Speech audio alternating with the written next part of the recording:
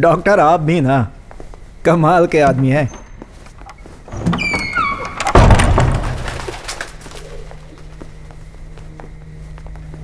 आप हमें पहले ये बात बता देते कि ये जगह आपकी पत्नी के नाम पर है। तुम लोग पहले से एक दूसरे को जानते हो क्या? चलो फिर तो काम जल्दी ही हो जाएगा। हाँ।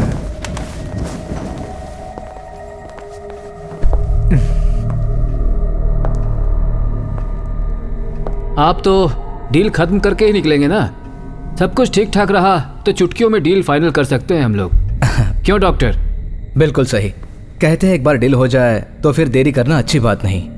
वैसे आपने अपने रिश्तेदारों के साथ एग्रीमेंट कर लिया है ना? क्या है कि एक बार जगह बिक गई और किसी केस में फंस गए तो मुश्किल हो सकती है। सिर्फ हमारे लिए नहीं, आपके लिए भी।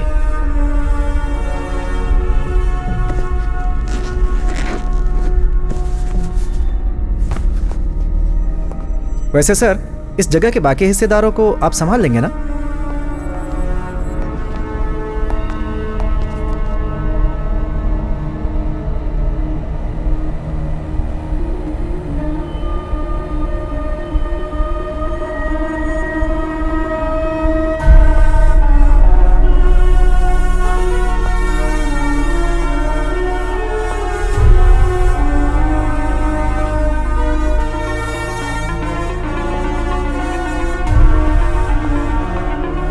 ये क्या है? क्या कर रहे हो तुम? हमें यहाँ बुलाकर चाल चल रहे हो? तुम जानते नहीं मैं कौन हूँ।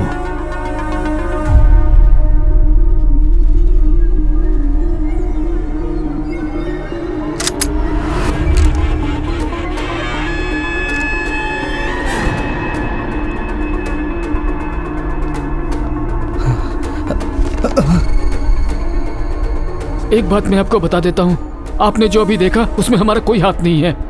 ये सब इन दोनों ने किया है। इन्होंने। सर प्लीज हमें मत मारिए प्लीज। जो हो गया सो हो गया। मैं भरपाई करने के लिए तैयार हूँ। उनके परिवार को जो भी चाहिए मैं देने को तैयार हूँ।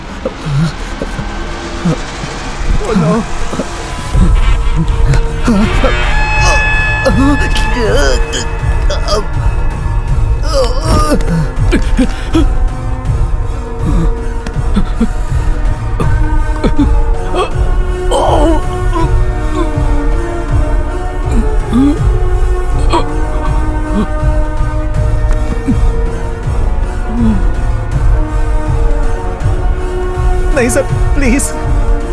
No.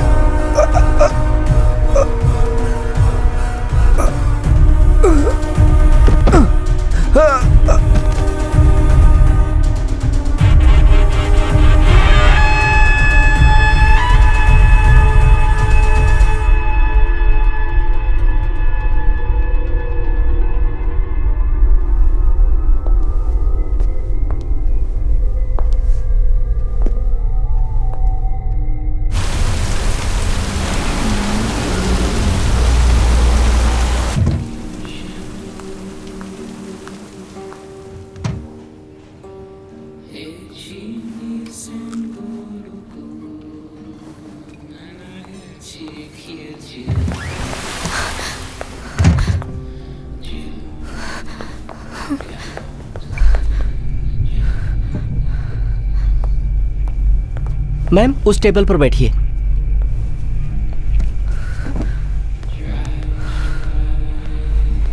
Madam order. Water please. Okay ma'am.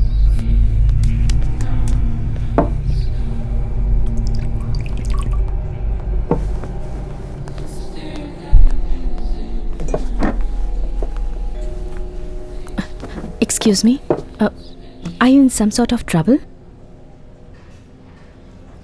I can help you. नहीं, तुम मेरी मदद नहीं कर सकती। That means you are in trouble. I'm Harshita Chopra. I'm a police officer. I can help you. नहीं, पुलिस को फोन मत करना। अगर मुझे पता होता आप पुलिस ऑफिसर हैं तो मैं आपसे बात ही नहीं करती। नहीं, कोई हमारी मदद नहीं कर सकता।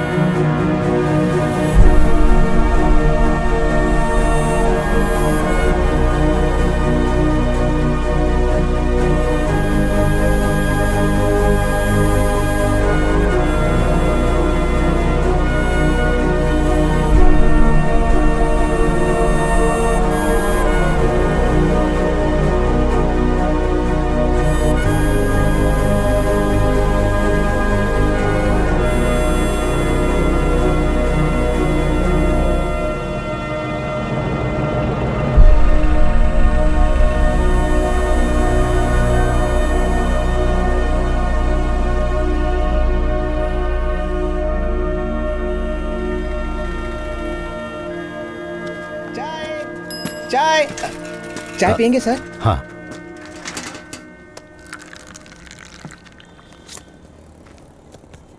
सर ये तो हाँ हाँ।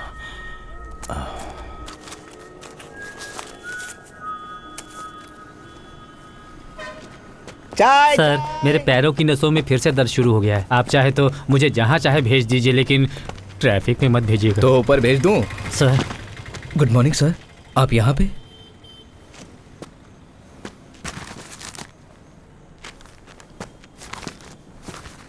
इन्होंने फिर से ज्वाइन किया है? मेरा अखबार गया, अब मुझे दूसरा खरीदना पड़ेगा, नहीं तो टॉयलेट में बोर हो जाऊंगा यार। क्या करोगे पढ़कर? कुछ नहीं, सब बकवास है।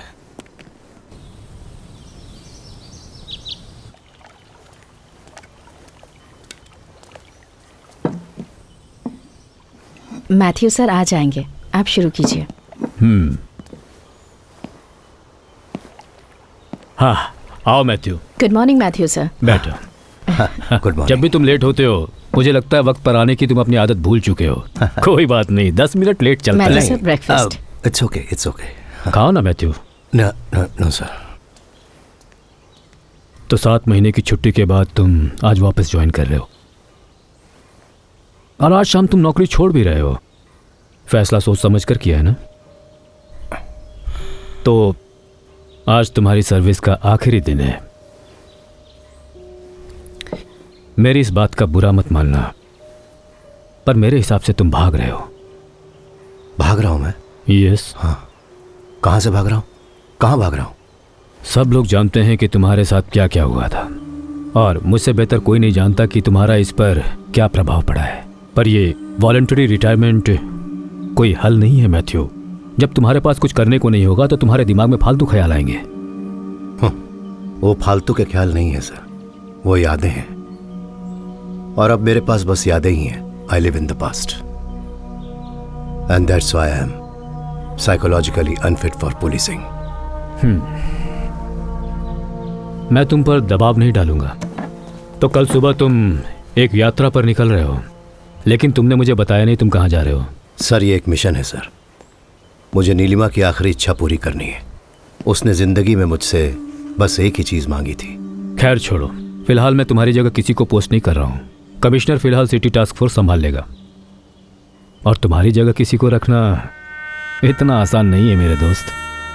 But the show must go on sir. मुझे डर है शो कहीं बंद ना हो जाए। सर तुम्हें मेरी हेल्थ इश्यूज के बारे में तो पता ही है।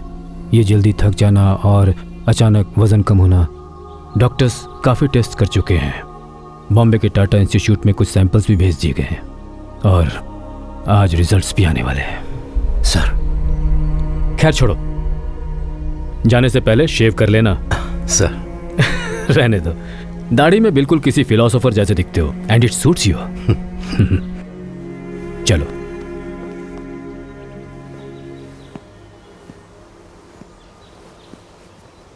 अगर यहाँ कोई इंसान है जिसे आई विल रियली मिस, तो बेहिचक कहूंगा कि वो आप हैं सर।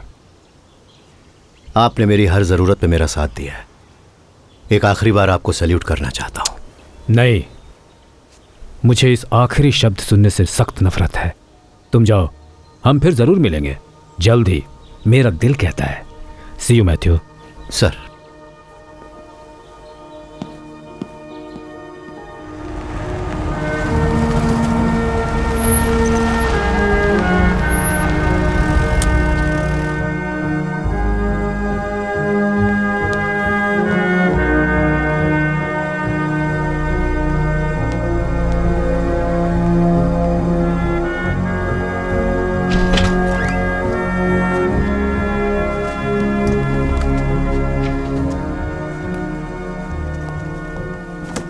सुनो अनिल सर।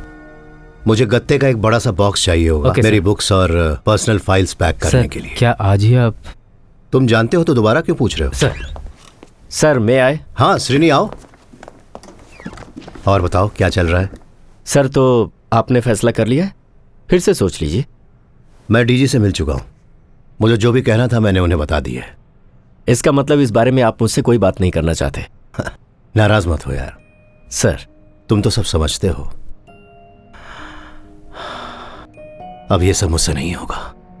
सर समझ तो आप नहीं रहे, मैं पिछले 25 सालों से सैल्यूट करता आ रहा हूँ सुपीरियर्स को, उन्हें जो इस देश पर राज कर रहे हैं। पर दिल से सैल्यूट करने का मन सिर्फ आप जैसे किसी लायक इंसान को ही करता है, पूरी इज्जत के साथ। लेकिन आपके जाने के बाद that's what I am going to miss.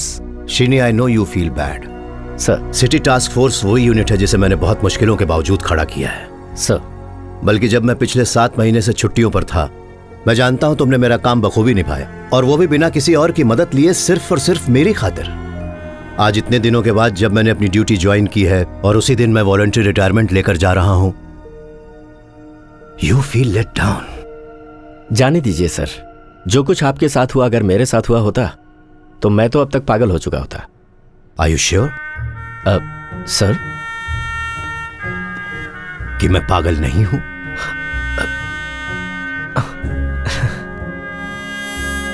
तुम किसी मुसीबत में लग रहे हो, कोई बात तुम्हें परेशान कर रही है? क्या आज सुबह आपने अखबार नहीं पढ़ी? नहीं, क्यों? कुल 3 लोगों के खून हुए हैं सर। तीनों बड़े आदमी थे। उसमें से एक तो हमारा पुराना कलीग था, रिटायर्ड एसीपी विनोद अब्राहम। असली बात आपको क्राइम सीन देखने के बाद ही पता चलेगा। किसी तरह की जबरदस्ती या हिंसा का नामो निशान नहीं। चेहरों पर ब्लैक मास्क लगाकर तीनों लाशों को बिल्कुल समान दूरी पर रखा गया था। कुछ अजीब है सर।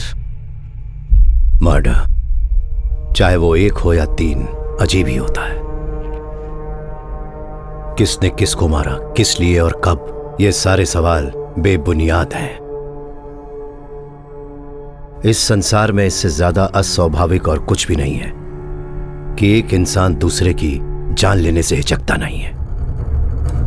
अरब के सभी इत्र की खुशबू भी मेरे हाथों पर लगी खून की दुर्गंध को नहीं मिटा सकती। खून करने के बाद लेडी मैकबेथ ने यही कहा था, आई लव माई शेक्सपियर। हाँ, तो फिर चलते हैं। सर, आज शाम के 5 बजे तक ऑफिशियली मैं टास्क फोर्स का कमांडर हूं। तुम पहले मुझे क्राइम सीन दिखाने ले चलो। वैसे भी तुम इसी काम के लिए यहां आए थे ना? हाँ सर। आज अपने करियर का आखिरी क्राइम सीन देखने जा रहा हूं, तो चलो अब तो मुझे इसकी पूरी डिटेल्स दो। सर, जैसा मैंने बताया, 3 लोगों का खून हुआ है। थारकन मल्टी स्पेशलिटी मेडिकल सेंटर का मालिक डॉक्टर धनेश थारकन, फिर state drug controller Mohan Nair, और हमारे एक्स असिस्टेंट कमिश्नर जो पिछले महीने ही रिटायर हुए थे विनोद अब्राहम। आपको पता ही होगा विनोद अब्राहम बहुत बड़ा फ्रॉड था। जब वो यहाँ था उस समय उसके रियल एस्टेट माफिया के साथ अच्छे कनेक्शंस थे। रिटायर होने के बाद तो वो पूरी तरह से रियल एस्टेट में ही घुस गया। हैरानी की बात तो ये है सर कि जिस बिल्डिंग में क्राइम हुआ वो कई सालों से बंद थी, क्योंकि उसके मालिकों के बीच कुछ झगड़ा चल रहा था। फैमिली ट्रस्ट ने एक क्लीनिंग एजेंसी अपॉइंट की हुई थी जो हर शुक्रवार को बिल्डिंग खोलकर साफ सफाई करती थी। सफाई करने वालों ने ही सुबह लाशें देखी।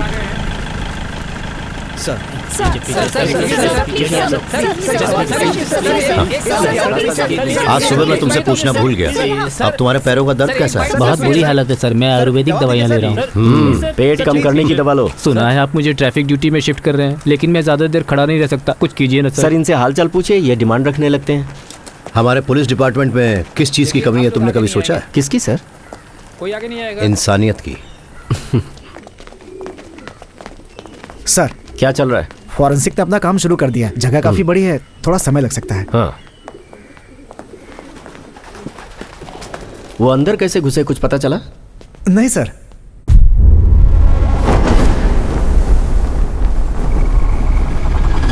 क्लीनिंग एजेंसी के जो लड़के हैं उन्हें जाने मत देना। चाबियां सिर्फ उन्हीं के पास हैं। शायद उन्होंने डुप्लीकेट बनवाई हो। सर, मैंने उन्हें पुलिस स्टेशन भेज दिया है। हाँ, और मरे हुए लोगों के रिश्तेदार सुबह से ठीक है, उन्हें खड़े बाहर हैं। इंतजार करने दो। सर, ये हर्षिता चोपड़ा है। अब ये हमारी टास्क फोर्स का हिस्सा है। इससे पहले एएसपी रह चुकी हैं।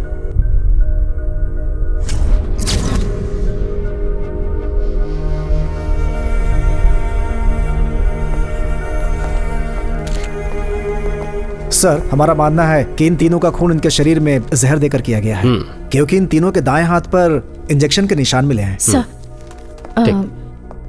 कुछ कहना चाहती हो? जो मैं कह रही हूँ पता नहीं उसका कुछ मतलब है या नहीं, पर कल रात मेरे साथ कुछ अजीब हुआ। वो क्या? वो रेस्टोरेंट बस यहाँ से 1 किलोमीटर की दूरी पर है, तो वो घटना और ये कत्ल, इनके बीच कुछ तो लिंक है, बस ऐसा मुझे लगता है। अरे कोई लड़की अपने पति या बॉयफ्रेंड से लड़कर ऐसे ही वहाँ उस कॉफी शॉप पर आ गई होगी। तुम्हारे पूछने पर उसने कहा कि वो नहीं चाहती कि पुलिस उसके मामले में पड़े और हड़बड़ी में निकल गई। उसका इस मर्डर केस से क्या संबंध हो सकता है? आई एम सॉरी सर, मुझसे गलती हो गई। हाँ हाँ ओके। ये क्या टाइम पास चल रहा है यार? ये अभी बाहर से आई है ना सर, जाने दीजिए। हाँ। श्रीनी, मैं जा रहा हूँ। हाँ सर मैंने तुम्हारे लिए यहाँ आकर सब कुछ देख लिया, अब आगे तुम देखो। मैं कल सुबह ही अपने सफर पर निकल रहा हूँ। Okay, good luck. सर पर अब सर 1 मिनट। सर। हाँ, तुमने परसों ही वापस ज्वाइन किया है ना? जी सर, मैंने आपको फ़ोन किया था पर फ़ोन बंद था। लैंडलाइन पर भी किया था लेकिन किसी ने उठाया नहीं। सर सिर्फ आपके कहने पर ही डीजी साहब ने मेरा सस्पेंशन रोका और कमिश्नर साहब ने बताया कि मुझे फिर से टास्क फोर्स में अपॉइंट कर लिया गया। सर मैं आपका शुक्रिया। हाँ, कैसे? तुम्हारी बेटी साहिबा कैसी है? उसका मेडिकल में एडमिशन हो गया सर। इसके लिए मुझे पैसे बहुत देने पड़े तो बहुत भाग दौड़ की मैंने, पर उसकी इच्छा पूरी हो गई सर। सर अभी तक पुलिस ने इस बारे में कोई खुलासा नहीं किया है। इस बारे में हम आपको अपडेट्स देते रहेंगे। फिलहाल चलते हैं स्टूडियो में। सर क्या कोई इंसान 7 महीने में इतना बदल सकता है? 7 महीनों की बात कर रहे हो? ये जो जिंदगी है ना 7 मिनट में बदल सकती है।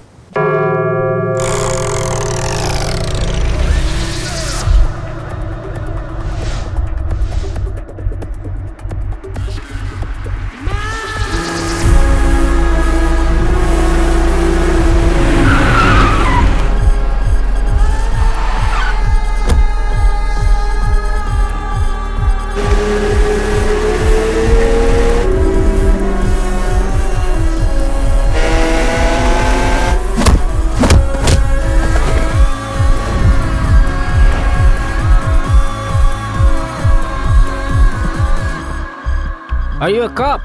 Yes, my dear.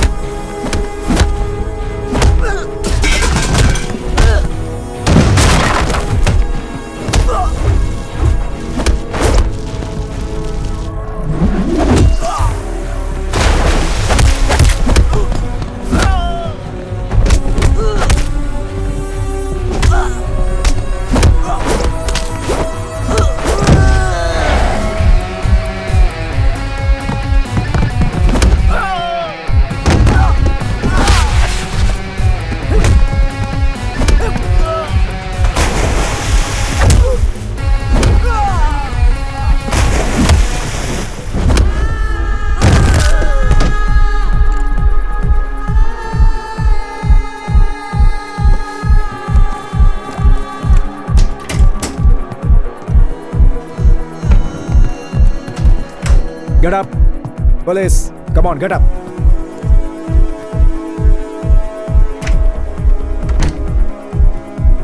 कुछ नहीं मिला सर, नथिंग। Come.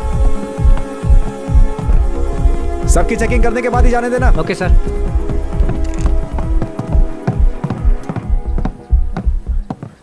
ठीक है मैं देखता हूँ। Yes police. Police sir, I am Madhusudan Reddy from Hyderabad. What brings you here?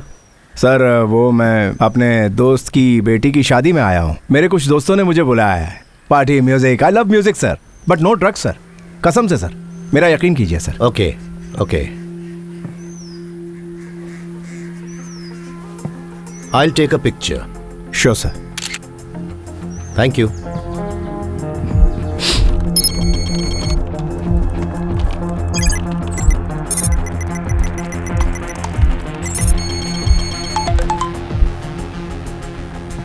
Felix De Vincent, the drug supplier based in Goa, Russian mafia का सबसे वफादार पार्टनर। लुक मिस्टर मैथ्यू, हम एक डील करते हैं। तुमने मुझे कभी देखा नहीं है। Just close your eyes. तुम चाहो तो वहां पड़े 2 बैग अभी ले जा सकते हो, बाकी जहां कहोगे वहां पहुंचा दूंगा। मुझे जाने दो, नहीं तो पूरी जिंदगी पछताओगे। सब कुछ बदल जाएगा। मुझसे पंगा मत लेना सर। कम ऑन फेलिक्स, मुझे उम्मीद थी कि तुम्हारी धमकी में कुछ तो क्लास होगा, पर तुमने मुझे बिल्कुल निराश कर दिया। इकबाल सर, ले जाओ इसे और ये पूरी की पूरी जगह बंद करवा दो। अच्छा बोनस मिलेगा पक्का।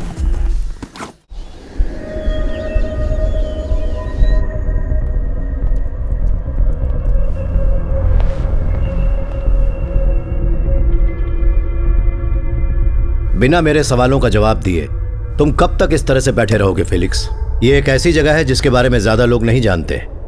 तुम यहां आसानी से आ नहीं सकते, तो तुम यहां से जाओगे कैसे? आपकी धमकी में क्लास है। सर थोड़ी देर वॉक लेकर आइए ना, तब तक मैं पूछताछ करता हूँ ना इससे। मेरी पूछताछ का स्टाइल बिल्कुल क्लासी नहीं होता, देसी होता है। केरला में जगह जगह पर माल पहुंचाना, तुम्हारा यहां का सारा dealer network, raw material sourcing, मुझे उन सब की जानकारी चाहिए।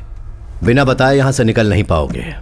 मुझे यहां से जाने की कोई जल्दी नहीं है। Actually I like this place.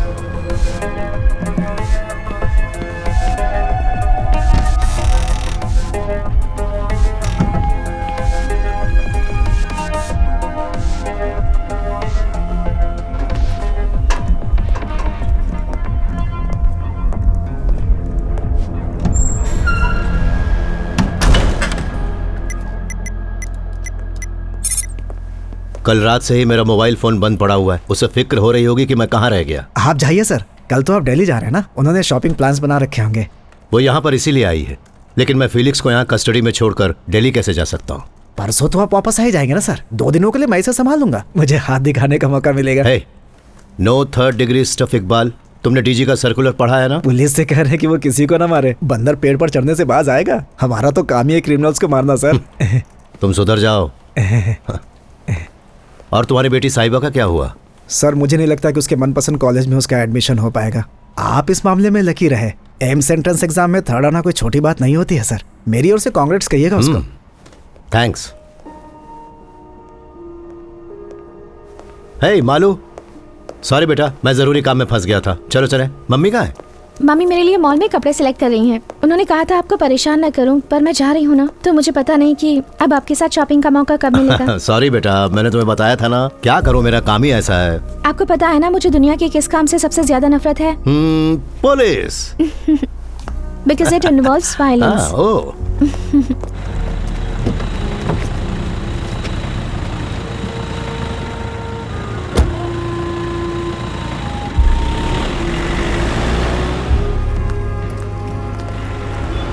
तो मैं ये कह रहा था कि पुलिस का मुख्य काम है कानून स्थापित करना, तो इसमें कभी कभी ताकत का इस्तेमाल करना पड़ता है। जो प्रोफेशन मैंने चूज किया है वो बेस्ट है। To be a doctor is to heal everyone, to heal the whole world. Oh. Mummy गरीब बच्चों के लिए जो स्कूल शुरू करने वाली हैं, मैं उसके पास एक छोटा सा हॉस्पिटल बनाऊंगी। देखना, तुम्हारे और तुम्हारी माँ के ये प्लान मुझे पक्का कंगाल बनाकर ही छोड़ेंगे। कंगाली का अपना अलग मजा है dad. Live adventurously. Sorry sorry sorry. Malu, जरा देखो जो मैंने तुम्हारे लिए पसंद किया है वो कैसा है। तुम्हारी मम्मी ने पसंद किया है। जरूर अच्छा ही होगा। अच्छा ही होगा। मैं जाकर देखती हूँ। देखो, मुझे अच्छे से पता है कि तुम अब क्या कहने वाले हो। पहले कई बार ये एक्सप्लेनेशंस मैं सुन चुकी हूँ। टीवी पर देखा, डेयरडेविल कॉमिंग, सब्सटेंस हंटिंग। पता है मैं उसके जाने से पहले 2-3 दिन की छुट्टी लेकर उसके साथ वक्त बिताना चाहता था, पर नहीं हुआ। छोड़ो ना, कोई बात नहीं। हमारी बेटी अब पहले से बहुत समझदार हो चुकी है। वैसे तुमने जो कल किया वो काबिले तारीफ है। जानते हो मेरे पास कितने स्टूडेंट्स की माँ इन्हीं ड्रग्स से रिलेटेड प्रॉब्लम्स का रोना लेकर पहुंचती हैं। उसने तुम्हें अपनी इच्छा बताई? वो तुम्हारे स्कूल के पास ही एक छोटा सा हॉस्पिटल बनाना चाहती है और वहां मुफ्त में लोगों का इलाज करेगी। बिल्कुल तुम पर गई है वो। और तुम पर भी। सच बताओ, तुम्हें इस बात का दुख हो रहा है ना कि वो पढ़ने के लिए दिल्ली जा रही है? ये उसके लिए बहुत ही अच्छी अपॉर्चुनिटी है। हाँ, फिर भी तुम उसे सबसे ज्यादा मिस करने वाले हो। तुम्हें तो कोई दुख नहीं हो रहा लगता है। दुख तो हो रहा है, पर मैं तुमसे ज्यादा स्ट्रांग हूँ। तुम्हारा दिल नाजुक है ना। अब घर में सिर्फ हम दोनों ही रह जाएंगे। पहले की तरह।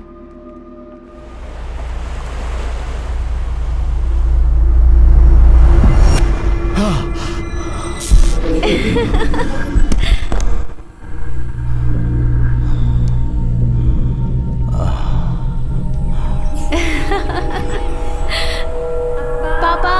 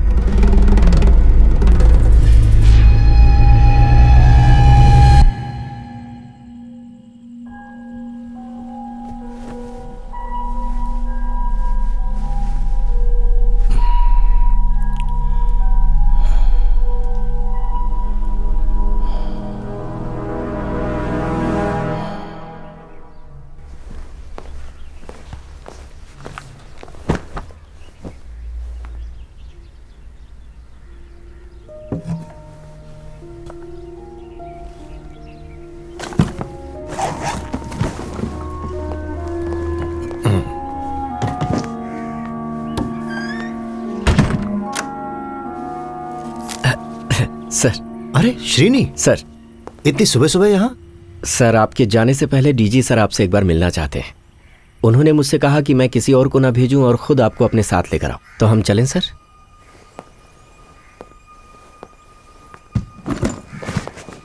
मैं अपनी गाड़ी में आऊंगा, तुम फॉलो करो। मैं आपके साथ चलता हूं sir.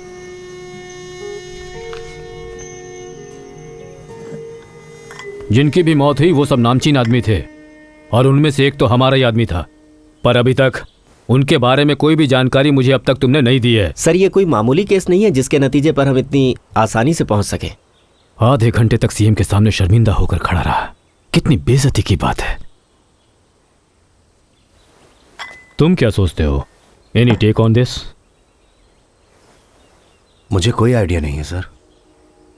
Matthew, I need your help. किसी में भी इतनी काबिलियत नहीं कि तुम्हारी तरह जुर्म की तह तक पहुंचकर उसका पता लगा सके। This is your kind of game Matthew. मैं इसके लायक नहीं हूं सर। और बस इतना ही नहीं, मैं अब इस फोर्स का हिस्सा भी नहीं रहा। मैथ्यू, मुझे बस तुम्हारी राय की जरूरत है। सर्विस में तुम चाहे रहो या न रहो, तुम्हारी पर्सनल चॉइस है। ये पूरी टीम, पूरा इंफ्रास्ट्रक्चर सब तुम्हारे हाथ में है। मैथ्यू, तुम अपनी ये यात्रा कुछ दिनों के लिए रोक नहीं सकते? Sorry sir. Sir please. Please Srini. Sir जाने दो। श्रीनी सर, एक सेकेंड। सर तुम यहीं रुको। मैथ्यू, जरा आओ।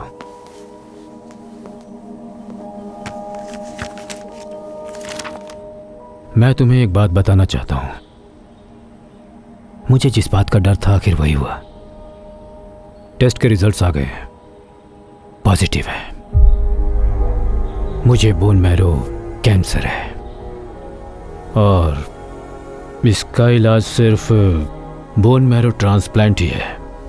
लेकिन कुछ भी हो सकता है और अगले स्टेज के बाद तो दर्द और भी बढ़ जाएगा।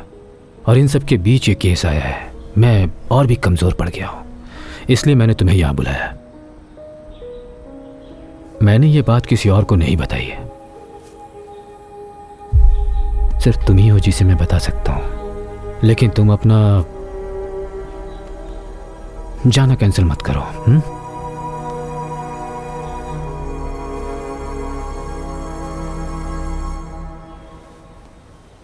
श्रेणी सर, तुम इस केस की छानबीन शुरू कर सर।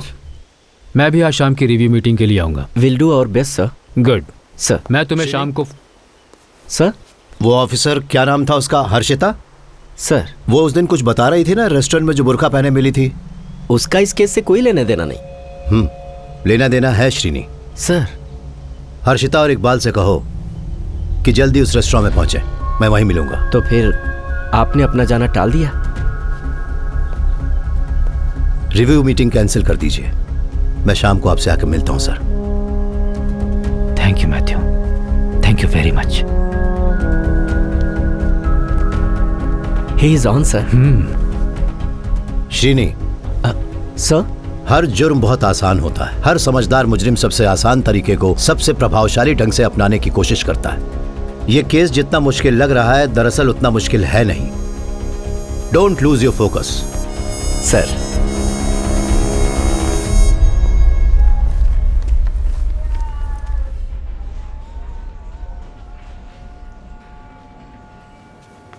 हर्षिता, कितना वक्त हो गया तुम्हें सर्विस ज्वाइन किए हुए? लगभग 10 महीने सर। तुम्हें ऐसा क्यों लगता है कि इन मर्डर्स का उस घटना से संबंध है जो उस दिन तुम्हारे साथ हुई? ऑनेस्टली मुझे नहीं पता सर, बस मन से आवाज आई, माय गट फीलिंग। मैं बताता हूँ कि तुम्हें इन दोनों घटनाओं में कुछ संबंध आखिर क्यों लगता है। सर, उस दिन जब तुमने उस लड़की की मदद करनी चाहिए तो उसने किस तरह से जवाब दिया? नहीं, तुम मेरी मदद नहीं कर सकती। ओके, उसने मेरी कहने के बजाय हमारी कहा। जी सर। जैसे उसकी जुबान फिसली, तुम्हें उससे एक संकेत मिला कि वो लड़की उस समय वहां अकेली नहीं है, उसके साथ कोई और भी वहां मौजूद है। उस समय तुम्हारा ध्यान उस पर नहीं गया, पर जब तुमने उन 3 लाशों को एक समान दूरी पर पड़े देखा, तब उस लड़की ने तुम्हारे सामने जो हमारी शब्द बोला था, तुमने उसे क्राइम सीन के साथ जोड़ दिया। That's what happened. सर, जैसे ही वो दरवाजा खोलकर अंदर आई, उसने कांच के पार्टीशन से बाहर की तरफ देखा, जैसे कोई उसका पीछा कर रहा हो, है ना? Right sir. हर्षिता, तुमने उस कांच के बाहर देखने की कोशिश की? नहीं सर। तो जाओ, जाकर देखो। क्या तुम दूसरे के नजरिए से चीजें नहीं देखना चाहोगी? एक काबिल पुलिस वाले को यह करना चाहिए। Just go and see. Sir.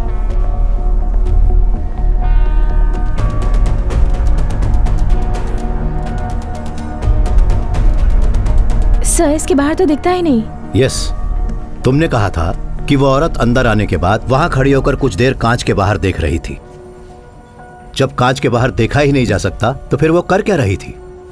वो इस ग्लास में परछाई देख रही थी, उस टेबल की।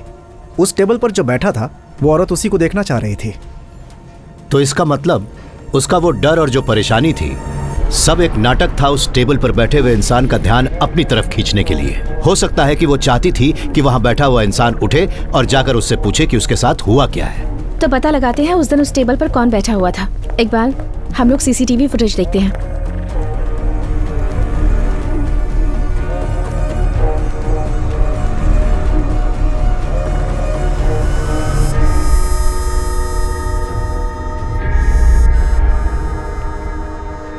सर, इस सीसीटीवी फुटेज में तो यस, इट्स मी।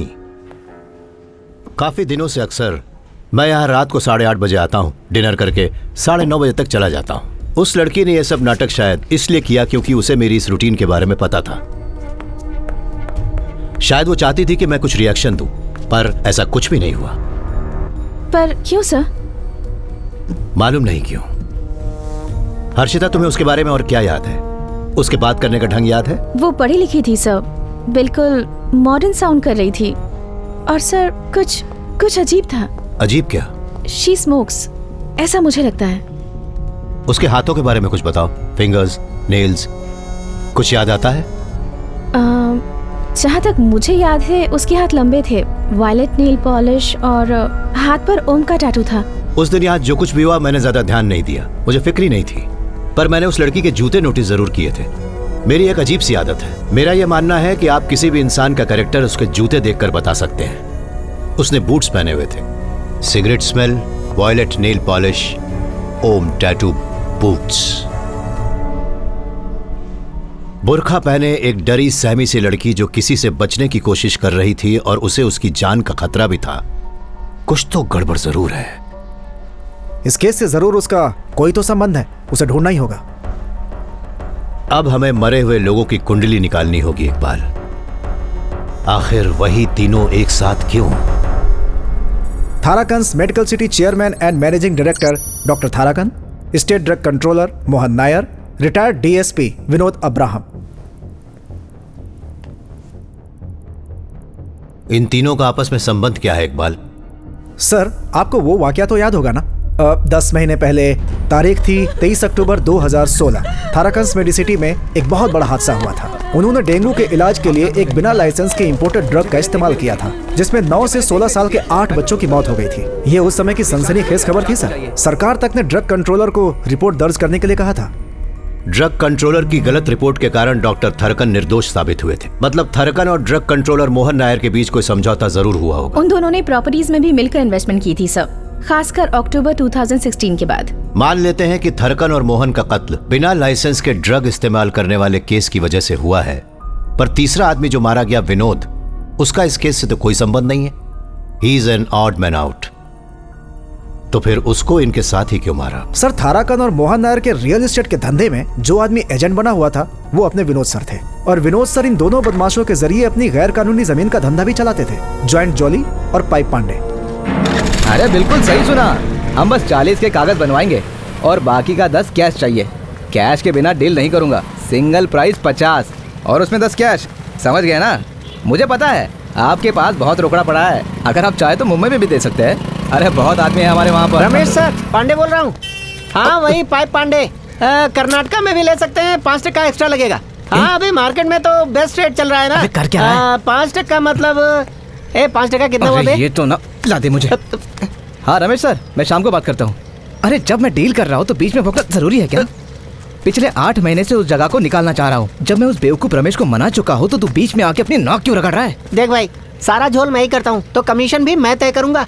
तू दिमाग से काम करेगा नहीं, क्योंकि वो तेरे पास है ही नहीं। पर अपना जो मुंह है ना, उसे बंद रखना। जिससे मिलने जा रहे हैं ना, खतरनाक है, बहुत खतरनाक। कैसा खतरा यार? सस्पेंड हो चुका है वो। चला तू।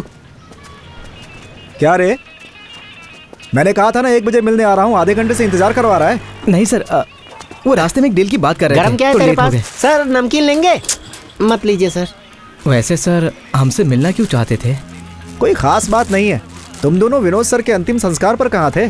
तुम दोनों तो उनके दाहिने हाथ थे ना, क्या बोलते हो? उस समय हम शहर में नहीं थे, मुंबई गए हुए थे। सब कह रहे हैं कि रियल एस्टेट एकदम मंदा चल रहा है, फिर भी विनोद सर ने इतने कम समय में ही इतना ज्यादा माल छाप लिया।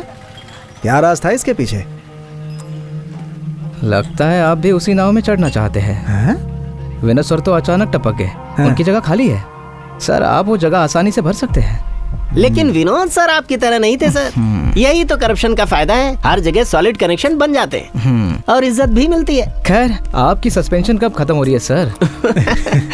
सर, एक सस्पेंड हुआ पुलिस वाला और आउटडेटेड सुपरस्टार एक जैसे होते हैं। फिलॉसफी। अच्छा सुनो, हाँ, वो जो बंद पड़ा बंगला है, विनोद सर और बाकी के 2 लोग, क्या संबंध था उनमें? बंगले के मालिकों में तो झगड़ा चल रहा था ना, तो क्या विनोद सर ने उनके बीच का झगड़ा सुलझा दिया था? ओह, तो ये वजह थी कि आप हमसे मिलना चाहते थे। क्यों सर, वो प्रॉपर्टी आपको चाहिए क्या? हाँ, सोच तो रहा हूँ। वो मुश्किल है सर, हम बहुत कोशिश कर चुके हैं।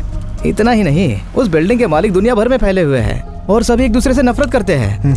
विनोद सर की भी उस प्रॉपर्टी में नजर थी, जब लगा हाथ नहीं आएगी पीछे हट गए। तो फिर वो लोग उस बंद बिल्डिंग के अंदर आखिर करने क्या गए थे? क्या पता सर, 2 दिन से यही सोचकर हम भी परेशान हैं। हाँ, बंद बिल्डिंग में घुसे कैसे और अंदर उनकी लाश मिली। अब आप उस प्रॉपर्टी को छोड़ दीजिए, और भी कई बढ़िया प्रॉपर्टीज हैं। हम पर भरोसा करके देखिए, बहुत मजा आएगा। जिंदगी का मतलब शान से जीना। मैं भी यही सोच रहा हूँ। अच्छा, तुम लोग अभी भी ड्रग्स बेचते हो? उसमें बहुत खतरा है सर, और जब से ऋषिराज सर आए हैं ना, धंधा ही बंद हो गया। लेकिन अगर कोई अच्छा माल है तो बताइए ना सर। मशरूम, फिश, केमिकल या फिर ऐसे ही कुछ। सर आपकी तो एक्साइज और एंटी नार्कोटिक्स में अच्छे कनेक्शन हो गए ना सर। बोलिए तो फिर से धंधा शुरू कर देता हूँ। ऐसे किसी धंधे का नाम ही मत लेना। वो क्यों? वो इसलिए क्योंकि 2 दिन पहले मैंने ड्यूटी ज्वाइन कर ली है। अगर दोबारा ये धंधा करते हुए दिख गए ना, मैयत निकाल दूंगा दोनों की। तो इधर आ। क्या कहा तूने? सस्पेंडेड पुलिस वाला और आउटडेटेड सुपरस्टार एक जैसे होते हैं? इतनी जोर से क्यों मारे सर? सुपरस्टार सच में थोड़ी मारता है। हाँ, समझ गया। जहां कत्ल हुआ उस बंगले को हर शुक्रवार को ही खोला जाता था ना? जी सर। लगता है गुरुवार की रात इस वारदात को अंजाम देने के लिए जानबूझकर तय की गई थी, ताकि जब बंगला शुक्रवार को खोला जाए तो लाशें वहां पड़ी मिलें, बिना किसी नुकसान के, बिना सड़े गले। पर क्यों सर? ताकि दुनिया वालों को जल्द से जल्द मरने वालों के बारे में पता चल सके। खूनी इन कत्लों के जरिए समाज के लोगों में जरूर कोई ना कोई खास मैसेज पहुंचाना चाहता था। कुछ तो है जिसे हमने अनदेखा कर दिया है या अभी तक ढूंढ नहीं पाए। वो जरूर सीन ऑफ क्राइम पे है इकबाल, आई एम श्योर। 3 एकदम तंदुरुस्त लोग एक जहरीला इंजेक्शन लगवाने के लिए इतनी आसानी से आखिर मान कैसे गए? ये कुछ अजीब सा नहीं है? खुद को बचाने का मौका नहीं मिला होगा सर उनको, क्योंकि हो सकता है गन पॉइंट पर हो वो तीनों। बिल्कुल सही। तो इसका मतलब खूनी अकेला नहीं था, कम से कम 2 लोग और थे। एक के हाथ में गन होगी और दूसरे के हाथ में इंजेक्शन। सर, इस घटना से ठीक 2 हफ्ते पहले इनमें से एक अहमदाबाद के नंबर से अपने विनोद सर के पास एक कॉल आई थी सर। ये बात 7 मिनट 40 सेकंड तक चली। विनोद सर ने उसके बाद डॉक्टर थाराकन को फोन किया और थाराकन ने तुरंत मोहन नायर को। फिर डॉक्टर थाराकन ने विनोद सर को वापस फोन किया और आखिर में विनोद सर ने उसी नंबर पर फिर से फोन किया। इन सब कॉल्स में सिर्फ वही लोग शामिल हैं जिनका मर्डर हुआ, और बिल्कुल ऐसी ही घटना कत्ल के 1 दिन पहले भी घटी थी। तो इन सब बातों से हमें यह पता चलता है कि 2 हफ्ते पहले अहमदाबाद से विनोद को एक फोन आया था। फोन करने वाले ने शायद ये कहा होगा कि वो उस विवाद में फंसे बंगले के मालिकों में से एक है। सोचो अगर उसने विनोद से ये कहा हो कि वो लोग उस बंगले को बेचना चाहते हैं। Hello, yes. हाँ विनोद, हमने जिस प्रॉपर्टी के बारे में बात की थी, जिसे खरीदने की नाकाम कोशिश की थी, वही ना? मैं निकल रहा हूँ, 5 मिनट रुको बस। प्रॉपर्टी का मालिक और उसकी पत्नी 24 तारीख को आ रहे हैं। हाँ, कहाँ पे हो? मैं पहुंच चुका हूं। दोनों कातिल बंगले में पहुंचे और उन्होंने डुप्लीकेट चाबी से मेन डोर को खोला। वो पहले से ही इंतजार कर रहे थे उन तीनों का। मेरा एक अनुमान ये भी है, ये भी तो हो सकता है कि बंगले के अंदर इंतजार करने वाले कातिल एक आदमी और एक औरत थे। हो सकता है कि उन दोनों ने खुद को पति पत्नी बताया हो ताकि डील थोड़ी और वास्तविक लगे। तो फिर जो औरत हमें रेस्टोरेंट में मिली थी वो उन हत्यारों में से एक थी sir? I won't be surprised. तुम्हें परेशान होने की जरूरत नहीं थी, मैं खुद चला जाता। कम ऑन सर, ऐसा मत कहिए। जंक फूड और मोटापा, तो तुम अक्सर बाहर ही खाना खाती हो। I hardly cook. मैंने बहुत से लोगों से आपके वॉलंटरी रिटायरमेंट के बारे में सुना है। मुझे लगता है हमें हमेशा काम करते रहना चाहिए। पुलिसिंग में खुद की भावनाएं व्यक्त की जा सकती हैं, योर एंगर, फ्रस्ट्रेशन और भी कई चीजें।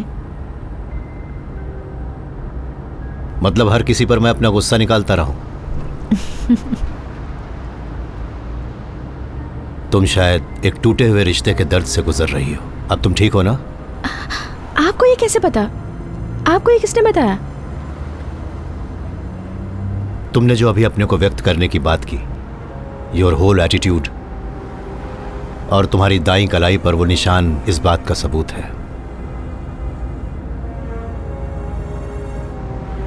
मैं नादान थी, वो मेरे लायक ही नहीं था। पता नहीं मुझे आपके सामने ये सब बातें कहनी भी चाहिए या नहीं सर। बोलने में बुराई भी क्या है, तुम बोलो। प्यार धोखे का दूसरा नाम है। या तो लड़का लड़की को धोखा देता है या फिर लड़की लड़के को धोखा देती है, और अगर दोनों एक दूसरे को धोखा नहीं देते तो प्यार को धोखा देते हैं।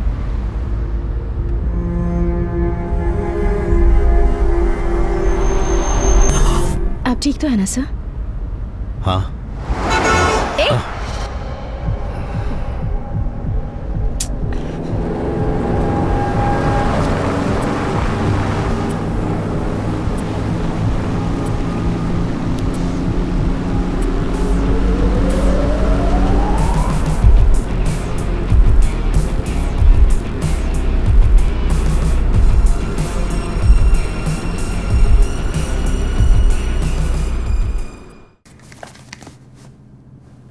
प्रॉपर्टी का मालिक और उसकी पत्नी सुनो एक बार। Yes madam.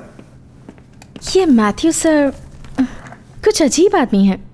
Very very brilliant, but थोड़े से मेरा मतलब क्या वो आपको थोड़े पागल लगते हैं मैडम? नहीं, ऐसा नहीं है। पिछले 7 महीनों में उनके साथ जो कुछ भी हुआ है उसके बाद भी वो यहाँ खड़े हैं, बहुत बड़ी बात है। उनकी पत्नी और उनकी बेटी के साथ वाली ट्रेजेडी ना? जी मैडम, सर की बेटी का दिल्ली में MBBS में एडमिशन हो गया था। जब सर और उनकी पत्नी अपनी बेटी को दिल्ली छोड़ने एयरपोर्ट जा रहे थे। हाँ बोलो श्रीनी। आप कहाँ हैं सर? मैं अभी रास्ते में हूँ। सर वो फिलिक्स फरार हो गया है। What? हाँ सर, वो ये क्या कह रहे हो तुम? जी सर, ये सही है। आ रहा हूं मैं। सर ए श्रीधर, गाड़ी साइड में रोको।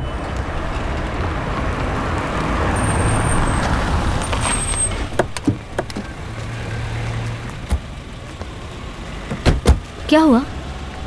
बेटा पापा को ना, आप नहीं चल रहे ना? मैं आ रहा हूँ ना, अगली फ्लाइट से पहुँचता हूँ, प्रॉमिस। देखिए आप इससे झूठा वादा मत कीजिए। अगर आप नहीं आ सकते तो कोई बात नहीं, मैं मजबूर हूँ। आप जाइए, हमारी फिक्र बिल्कुल भी मत कीजिए। कल आना हो परसों आना हो, जब समय मिले आ जाइए। आपके आने तक मैं इसके साथ ही रहूंगी। पापा से नाराज मत होना बेटा। कोई बात नहीं पापा, फिक्र मत कीजिए, आप बाद में आ जाइएगा। श्योर। Okay bye. बाय पापा।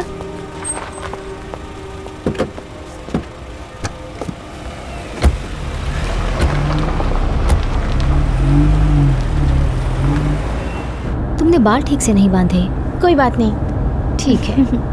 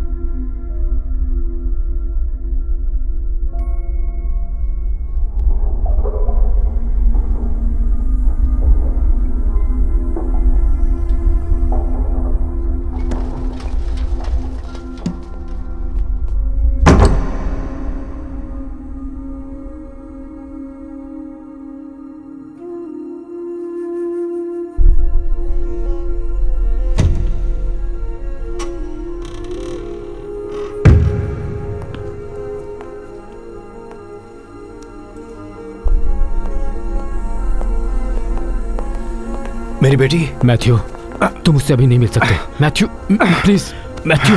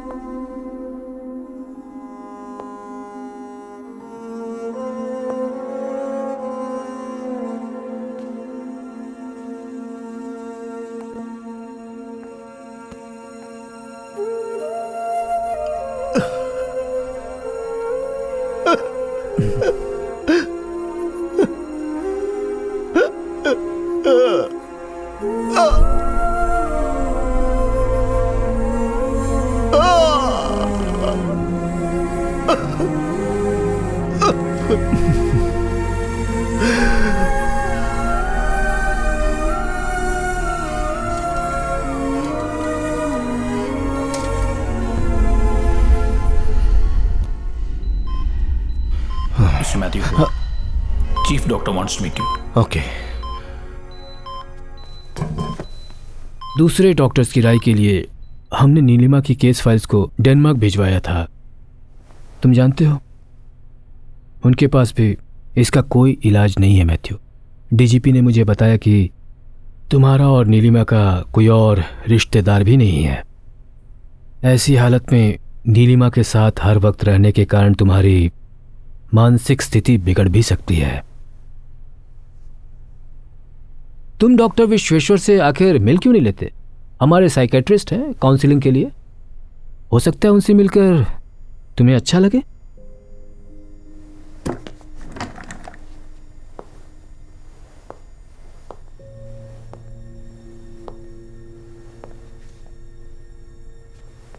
आप डॉक्टर्स हमेशा कहते हैं ना कि चमत्कार होगा, तो कोई उम्मीद है इस केस में ऐसा कुछ हो? मैं आपको कोई झूठा दिलासा नहीं देना चाहता sir. I am really sorry.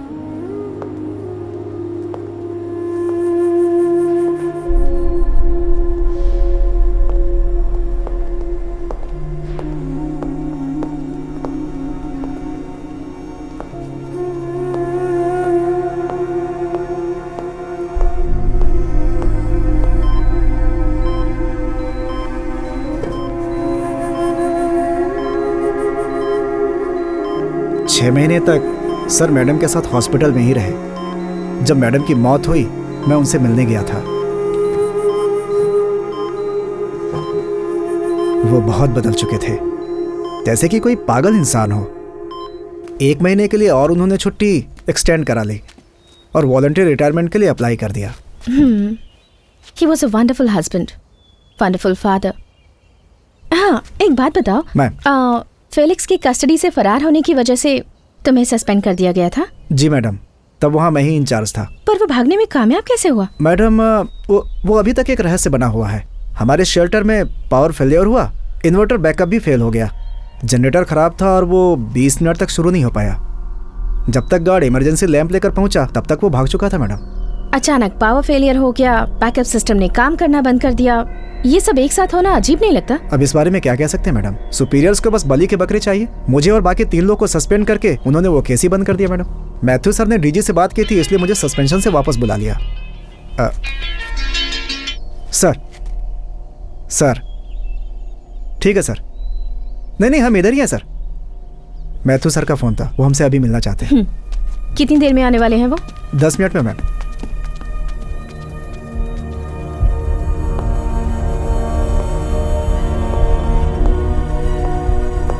Iqbal sir, Tharakan's medical city में बिना लाइसेंस के ड्रग्स की वजह से जिन बच्चों की मौत हुई थी उनकी फोटोग्राफ्स वहां स्क्रीन पर दिखाओ। Okay sir.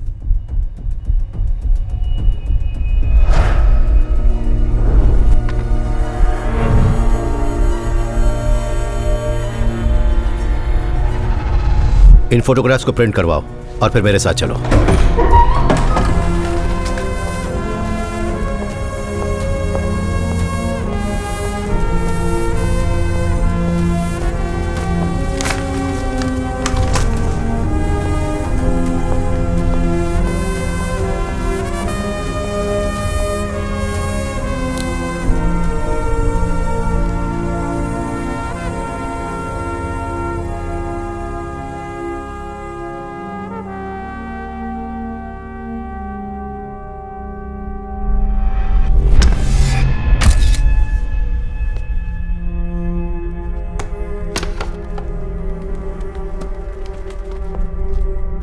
जिस दिन से मैं यहां से गया हूं, ऐसा कुछ तो था जो मैंने यहां देखा था, वो मेरे दिमाग में घूम रहा था। पर आज मुझे उस सवाल का जवाब मिल गया। यहां जितनी भी फोटोग्राफ्स हैं उनमें से सिर्फ इसी का फ्रेम अलग है। ये नया और मॉडर्न फ्रेम लगता है। तो खूनी इसके जरिए हम तक अपनी बात पहुंचाना चाहता है। इससे साफ पता चलता है कि डॉक्टर थाराकन और मोहन नायर का खून क्यों किया गया। हाँ, जैसा कि हमें पहले से शक था, जो इंसान इन बच्चों की मौत का जिम्मेदार है और जिसने उस इंसान का साथ दिया, उन्हें जो सजा हमारा कानून देता वही सजा उन्हें इस विलन ने दी। तो फिर सर मिस्टर विनोद, उनका तो इन बच्चों की मौत से कुछ भी लेना देना नहीं था। अब इसी सवाल का जवाब हमें ढूंढना है। पर एक बात तो साफ है, इन हत्याओं की वजह आपसी दुश्मनी नहीं है। इसकी वजह है मासूमों को इंसाफ न मिलना, और इस वजह से शायद और भी हत्याएं होंगी।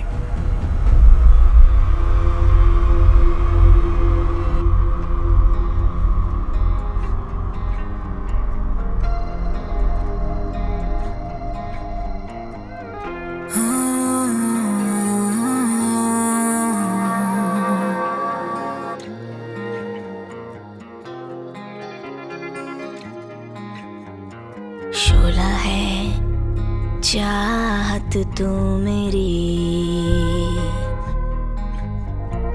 तू ही दिल धड़कन तू मेरी, तू जो चाहे तू जो ढूंढे आ दिखा दूं मैं वो तुझको। मेरी पलकें मेरी जुल्फें देना चाहे छाऊं तुझको।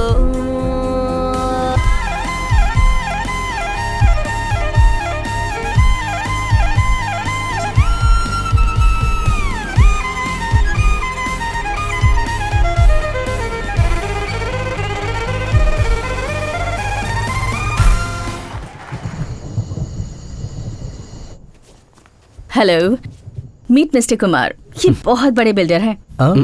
हेलो। हेलो, हाय।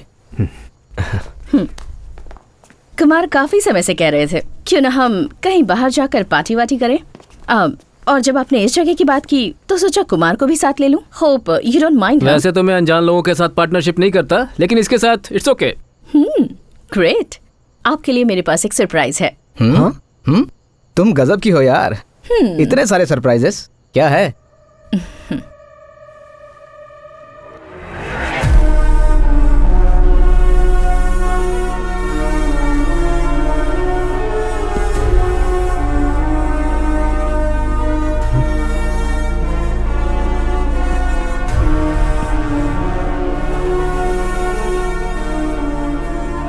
कौन है तू? श्रेया, ये सब Seeing is believing. हाँ? What?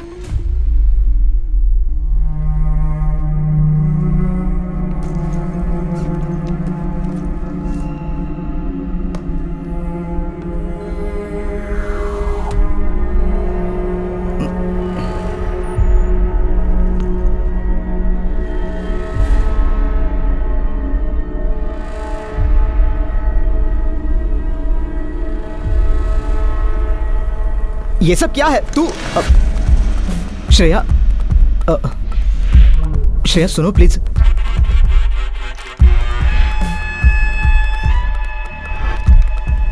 ये सब क्या चल रहा है यहाँ पर? और मैंने कुछ भी नहीं किया, मुझे कुछ नहीं मालूम है।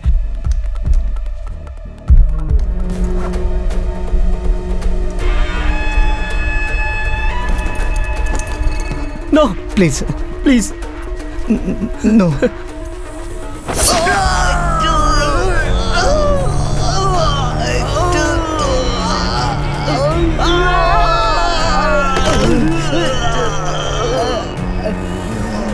सर मुझे मत मारिए सर, प्लीज मुझे मत मारिए sir. Sir please sir, sir please sir.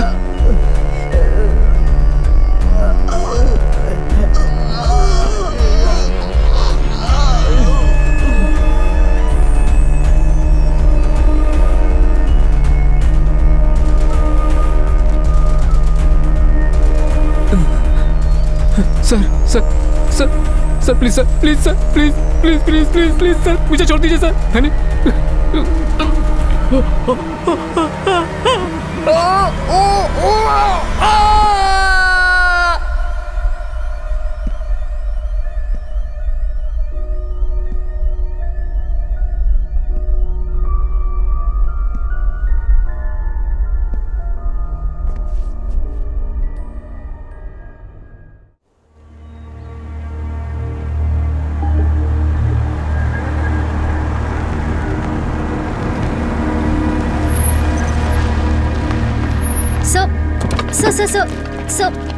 रुकिए, वहीं रुकिए।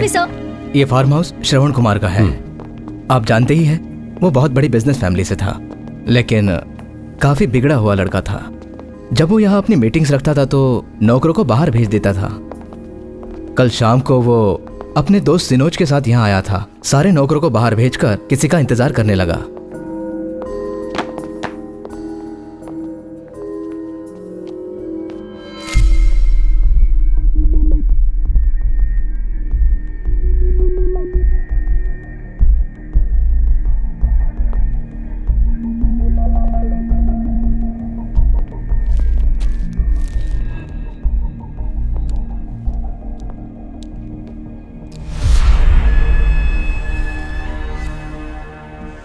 दोनों हादसों का तरीका एक ही है, लेकिन दोनों घटनाओं में मारने का अंदाज अलग था। जो लोग किसी के साथ जबरदस्ती करते हैं उन्हें सजा देने का ये सबसे प्रचलित तरीका है। क्या इन दोनों का ऐसा कोई बैकग्राउंड था? आपको नहीं मालूम मैडम? कुछ दिनों पहले एक भयानक केस सामने आया था, करोनिया रेप केस। एक 20 साल की लड़की का रेप और मर्डर हुआ था। 2 लोगों को इस केस में पकड़ा गया था। यही श्रवण और सिनोज जिनका कल मर्डर हुआ है। पुख्ता सबूत ना होने की वजह से ये दोनों बच निकले थे मैडम। एसीपी विनोद ने ही उस केस की तहकीकात की थी। जिस तरह से उसने इस केस को हैंडल किया था, उसे लेकर मीडिया में काफी विवाद हुए थे। तुम्हारे साथ जिन लोगों ने लड़की के माता पिता ने मीडिया के सामने बयान दिया कि बच्ची ने विनोद को मुजरिम के नाम बताए थे। बताओ बेटा। मुझे पता है। इन दोनों को बाहर लेकर जाओ। डॉक्टर तुमसे भी कह रहा हूँ, तुम भी बाहर जाओ। बताओ। श्रवण, श्रवण। उन्होंने सीएम तक से शिकायत की थी कि विनोद ने लड़की की स्टेटमेंट गलत रिकॉर्ड की है। वो केस आज भी हाई कोर्ट में पेंडिंग पड़ा हुआ है। मैं देखता हूँ। Sir please. तो फिर पैटर्न ये था सर। पहले केस का ऑड मैन आउट इशारा कर रहा था होने वाली हत्याओं की तरफ। सर उस हिसाब से इस केस में ऑड मैन आउट कुमार है, तो इसका मतलब अगली हत्या कुमार से संबंधित होगी। इस कुमार का बैकग्राउंड क्या है? मैडम वो केरला की रियल एस्टेट इंडस्ट्री में बहुत बड़ी हस्ती था। आपने लैंड बैंक, लैंड माफिया तो सुना ही होगा। उसका जीता जागता उदाहरण।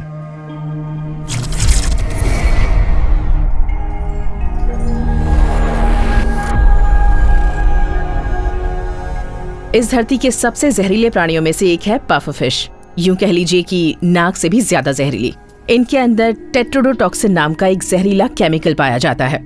ये बहुत ही कॉम्प्लेक्स जहर है जो सीधा नसों पर प्रभाव करता है। बेशक मात्रा में कम हो, लेकिन ये सबसे खतरनाक ड्रग है और अगर मात्रा बढ़ा दी जाए तो ये जानलेवा हो सकता है। हमारे इस केस में जिसमें इंजेक्शन के जरिए सबको मारा गया है, इस पफरफिश का ही जहर है। और मुझे उम्मीद है कि ये काफी महंगा भी होगा। यस, और ये बहुत ही कम लोगों के पास मिलता है। इकबाल सर, समझ गए तुम्हें किन को पकड़ना है? Thank you ma'am. सर चल भाग।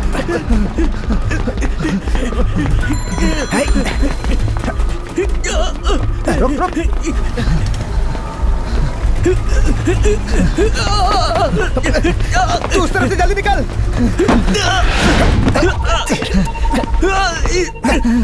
चुपचाप चल। मुझे छोड़ दीजिए सर, मैंने क्या किया? चल सब बताता हूँ ना क्या किया। कुछ भी तो नहीं किया सर।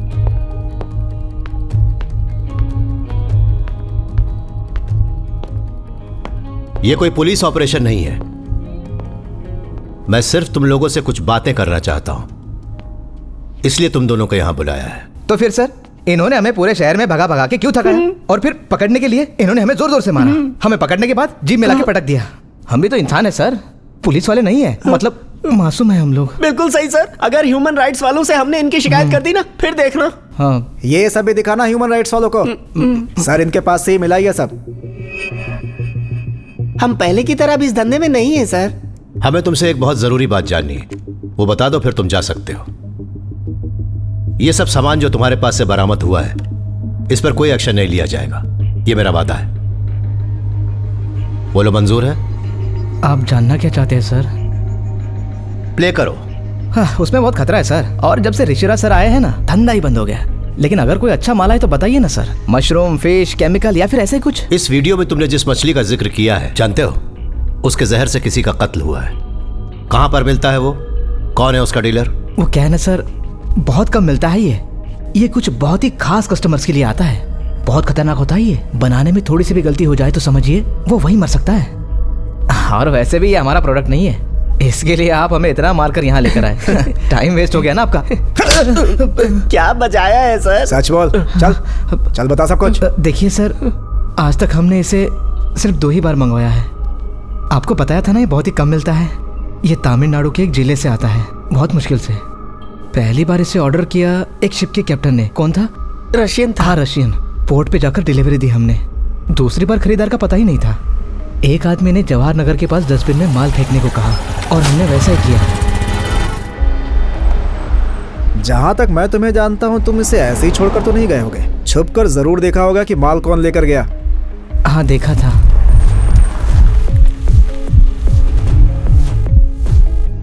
तुमने ये नहीं देखा कि गाड़ी के अंदर कौन था? नहीं सर, बस उसके हाथ देखे। पक्का वो कोई औरत थी। हाँ, तुमने उसकी उंगलियां देखी थी? ठीक से याद करो, क्या उसने वॉयलेट रंग की नेल पॉलिश लगाई हुई थी?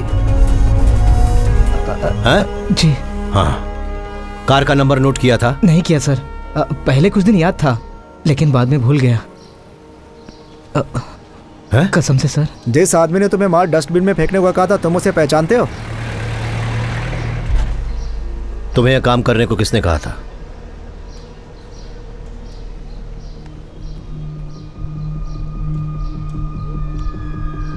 इसने कहा था?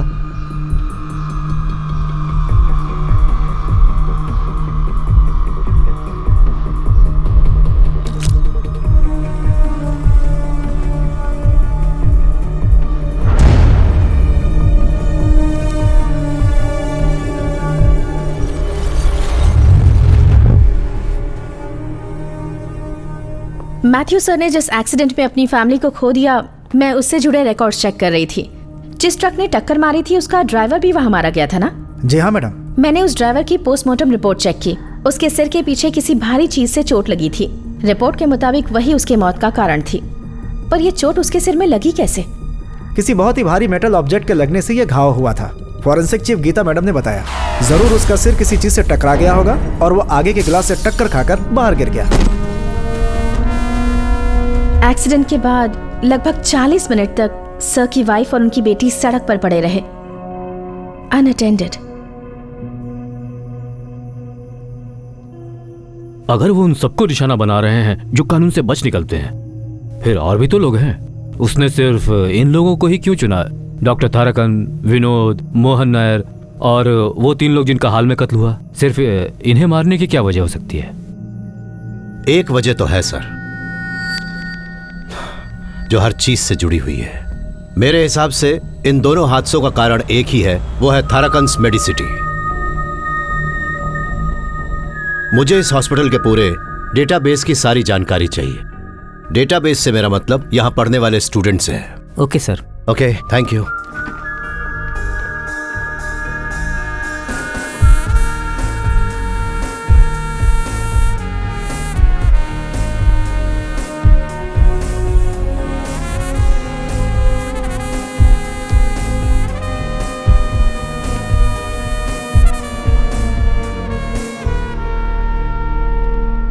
डॉक्टर शक्ति रामास्वामी। शक्ति चेन्नई का एक लड़का था जो केरला में पला बढ़ा। उसके पिता रामस्वामी बगल के एक मेडिकल कॉलेज में सिक्योरिटी गार्ड की नौकरी करते थे।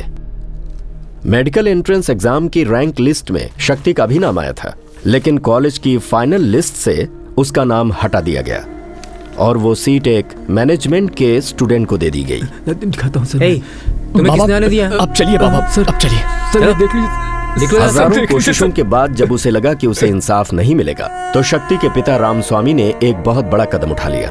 कॉलेज के सभी स्टूडेंट्स को गवाह बनाकर सबके सामने उन्होंने खुदकुशी कर ली।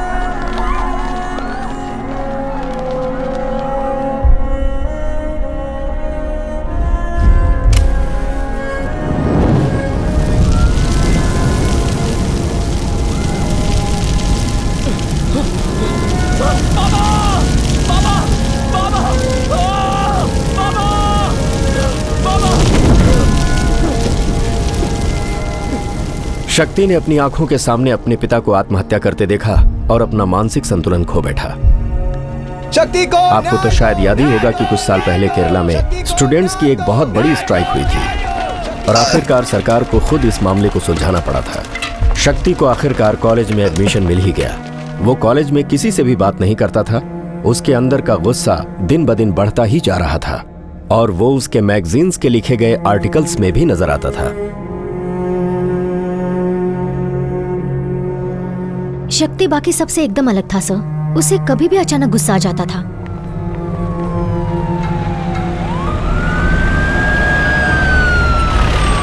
शक्ति ने ही जूते मारकर विद्रोह करने का नया ट्रेंड शुरू किया था।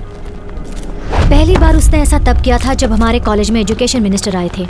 इसकी वजह से उसे कुछ दिन जेल भी जाना पड़ा था, पर वो केस वही खत्म हो गया था। सो डॉक्टर शक्ति रामास्वामी इज अवर मैन।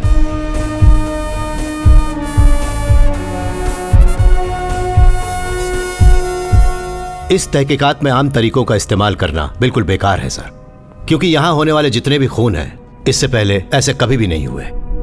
4 मुजरिम जो 2 केसेस से बच निकले, या वो जिन्हें ताकतवर लोगों ने बचा लिया, या काला धंधा करने वाले लोगों की मदद से बच गए। जिन लोगों ने उनकी मदद की, उन्हें भी उनके साथ मार दिया गया। पहले केस में जब विनोद शिकार बना था ना, हम लोग थोड़ा हैरान थे, याद है?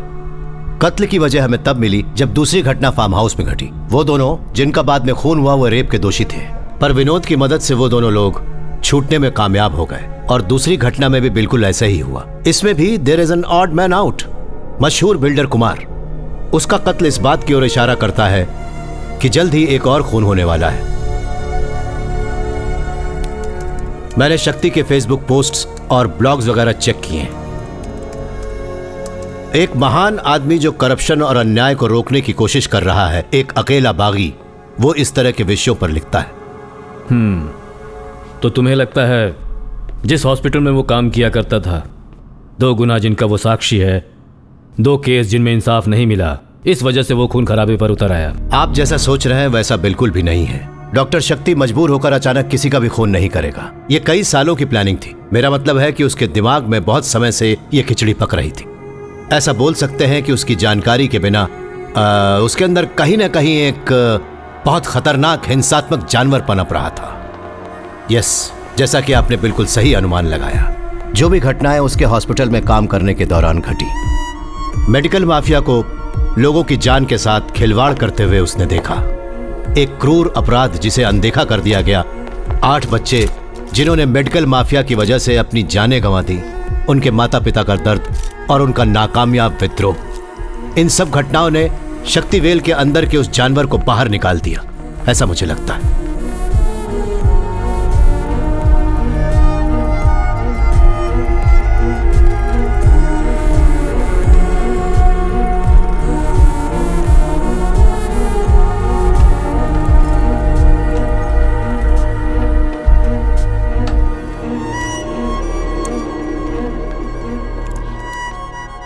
उसे पकड़ने का फिलहाल कोई जरिया नहीं है सर। वो एक के बाद एक सिम कार्ड इस्तेमाल करके फेंक देता है। किसी भी सीसीटीवी कैमरा में उसका चेहरा नहीं दिखा है सर। फिलहाल हम लोगों के पास उसके खिलाफ कोई भी सबूत नहीं है सर। और वो लड़की जो उसके साथ थी? मैं उसी बात पर आ रहा था सर। उसका नाम है श्रेया वेंकटेश, बेंगलोर से है। पिता कन्नड़ी थे, माँ मलयाली। क्या है? वो शक्ति से 1 साल जूनियर थी। टाइम हो गया शक्ति ने उससे दूर रहने की बहुत कोशिश की, लेकिन फिर भी वो उसके काफी करीब आ गई। दोनों में एक ऐसी गहरी दोस्ती हो गई जो सिर्फ 2 अकेले लोगों के बीच ही हो सकती है। कुछ स्टूडेंट्स जो उन दोनों को जानते थे, उन्होंने बताया कि उन दोनों के बीच एक अजीब सी केमिस्ट्री थी।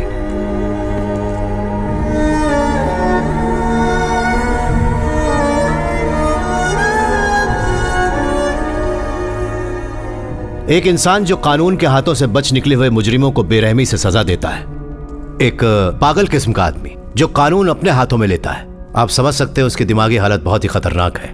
उसका अगला टारगेट कौन होने वाला है सर? नहीं, खुद ही अनुमान लगाने से ज्यादा जरूरी है डॉक्टर शक्ति और उसके साथ उस लड़की को पकड़ना। उसका शिकार हमारी फोर्स स्टेट लेवल पर करेगी और मैं खुद जोनल एडीजीपी को फोन करता हूँ। मुझे अब जाने की इजाजत दीजिए सर। अब जितना भी काम बचा है वो स्टेट पुलिस फोर्स का है। मुझसे जितना हो सकता था मैंने किया। फैसला कर लिया? जी सर, फैसला कर लिया। मैं ये ऑपरेशन पूरा करके ही रहूंगा मैथ्यू। मेरे पास वक्त बहुत कम है। सर।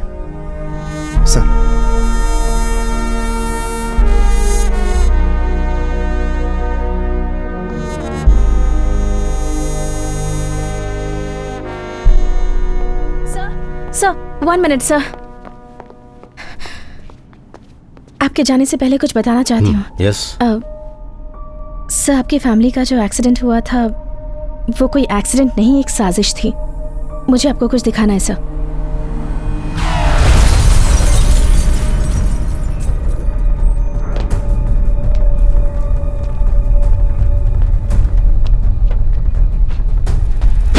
तो तुम्हें लगता है कि गाड़ी से भिड़ने के बाद जब ड्राइवर ट्रक से नीचे उतरा तो उसके सर पर वार करके किसी ने उसे मार डाला? उसके बाद उसने उसी हथियार से ट्रक का शीशा भी तोड़ दिया। यस। मैंने तुमसे कहा था ना, तुम्हारे अंदर वो पुलिस इंस्टिंक्ट है, लेकिन अनुभव की कमी के कारण तुम्हें सच समझने और उसकी तस्वीर बनाने में थोड़ा वक्त लगता है, बस इतना ही। जिस दिन मेरी नौकरी का आखिरी दिन था उस दिन मैं सुबह सुबह पुलिस के कारखाने में गया था। मैंने वहां पर वो ट्रक देखा। हर्षिता, जो तुमने मुझे बताया वो मैं पहले से ही जानता हूं। आप ऐसे कैसे छोड़ सकते हैं? जिसने ये किया हमें उसे पकड़ना चाहिए। कुछ चीजों को नजरअंदाज कर रहा हूं जानबूझकर। मुझे पता है ये इतना आसान नहीं है। ये गलत है सर। जिस इंसान ने आपकी जिंदगी बर्बाद कर दी, आप उसे छोड़ कैसे सकते हैं? जो चीज एक बार खो गई वो हमेशा के लिए खो गई, कोई उसे वापस नहीं ला सकता। बट सर आप। नो हर्षिता, मैं एक सीमा रेखा पर खड़ा हुआ हूं। कभी खुदकुशी और कत्ल के बीच की हालत के बारे में सुना है? मुझे मजबूर मत करो, मत करो मुझे मजबूर।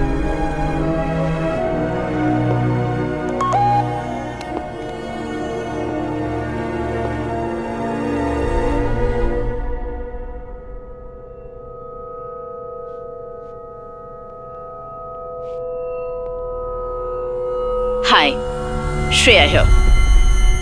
First, I want to tell you something. जिस IP एड्रेस से मैंने ये वीडियो मेल किया है, उसे ट्रेस करने में वक्त बर्बाद मत कीजिए। वो फेक है। पर ये बंद करने से पहले मेरी बात सुन लीजिए। जिस हादसे ने आपकी जिंदगी बर्बाद कर दी, क्या आप जानते हैं कि वो कार एक्सीडेंट किसने करवाया था? फीलिक्स स्टीवेंसेंट ने।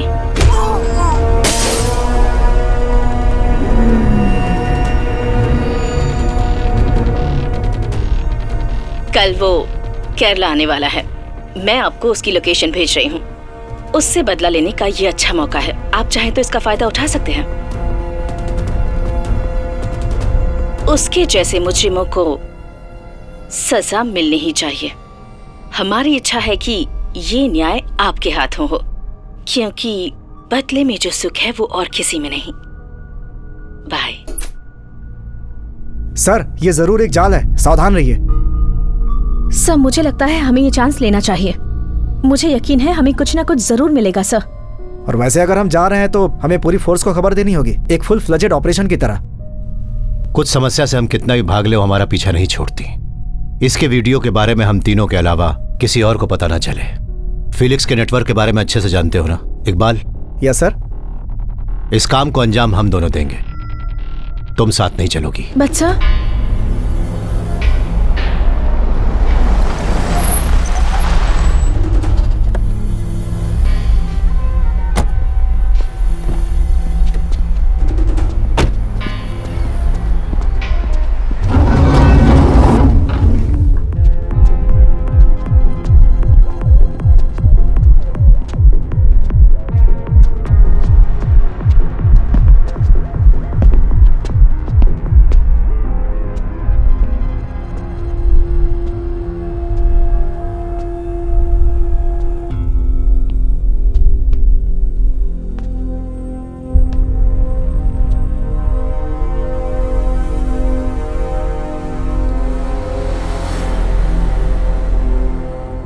मैथ्यू? ओह माय गॉड,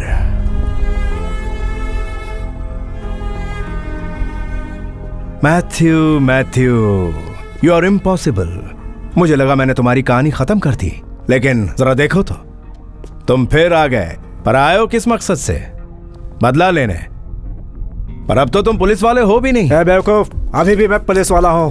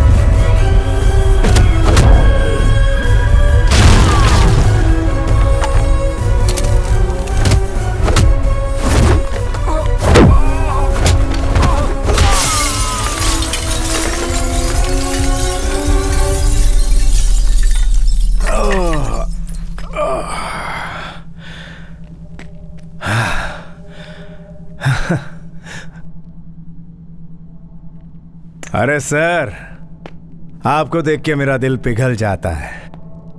पता है क्यों? सिंपैथी। आप कुछ नहीं जानते मिस्टर मैथ्यू। तू अपना मुंह बंद रख। क्यों रे इकबाल, मैं अपना मुंह क्यों बंद रखूं? सर, आपको और आपके परिवार को मारने का जो प्लान था वो दरअसल मैंने ही बनाया था, और वो एक्सीडेंट भी मैंने ही करवाया था। मैंने आपकी कस्टडी में बैठे बैठे ही वो सारा प्लान बनाया, और भागने से कुछ समय पहले ही मेरी किसी ना किसी अंदर वाले ने ही तो मदद की होगी ना सर। सही कहा ना?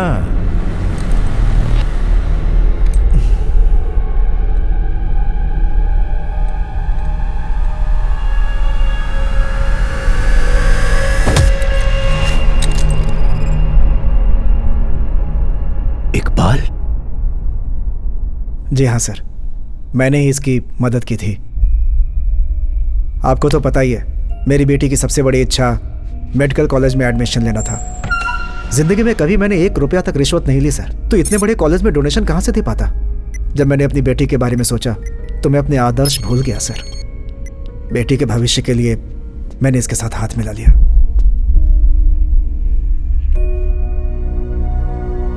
जिंदगी भर इंसान जो कुछ भी करता है अपने परिवार के लिए करता है सर। नहीं जानता था आपकी फैमिली को खत्म कर देगा। सर मेरा यकीन कीजिए सर, इसे मेरे हवाले कर दीजिए। मैं इसे जिंदा नहीं छोड़ूंगा सर, मैं जिम्मेदारी लेता हूं।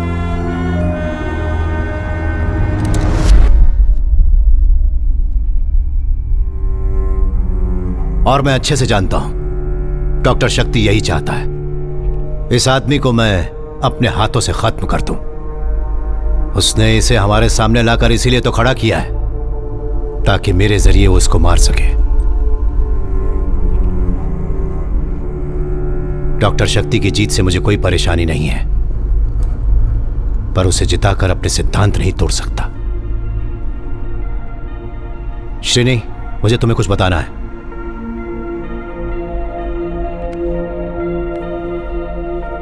इकबाल। सर। पुलिस को सरेंडर कर दो।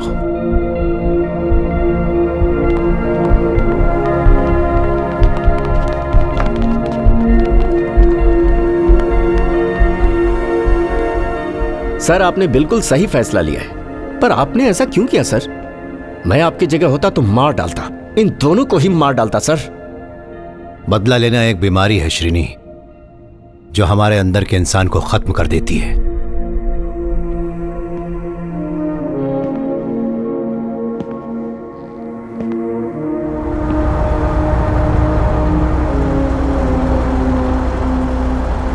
मेरा सफर जो उस वक्त रुक गया था वो अब शुरू होगा। नीलिमा का सपना पूरा होने तक मुझे कितनी दूर जाना होगा और कितने दिनों तक पता नहीं।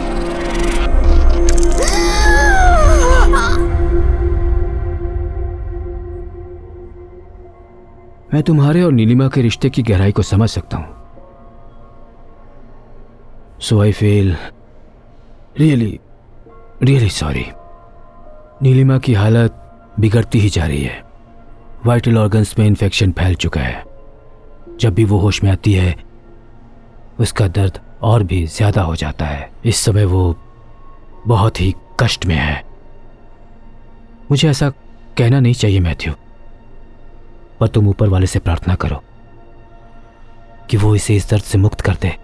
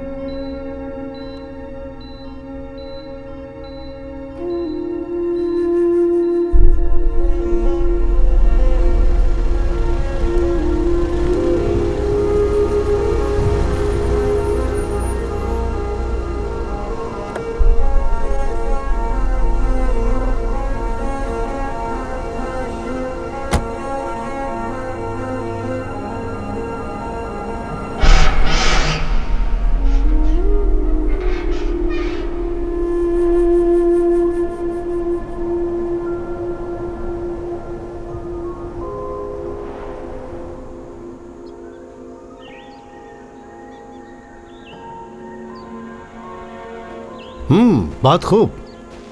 मैं तुम्हें सलाम करता हूँ।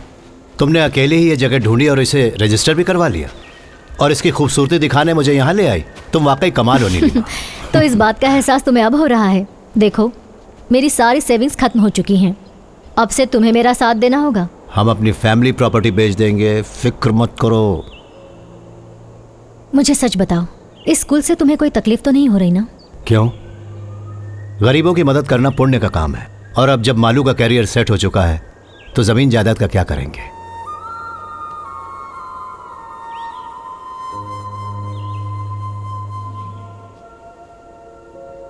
ये जगह ही मैं हूं। मेरी सांसें, मेरी जिंदगी। अगर मैं मर भी गई तो मेरी आत्मा यहीं रहने वाली है।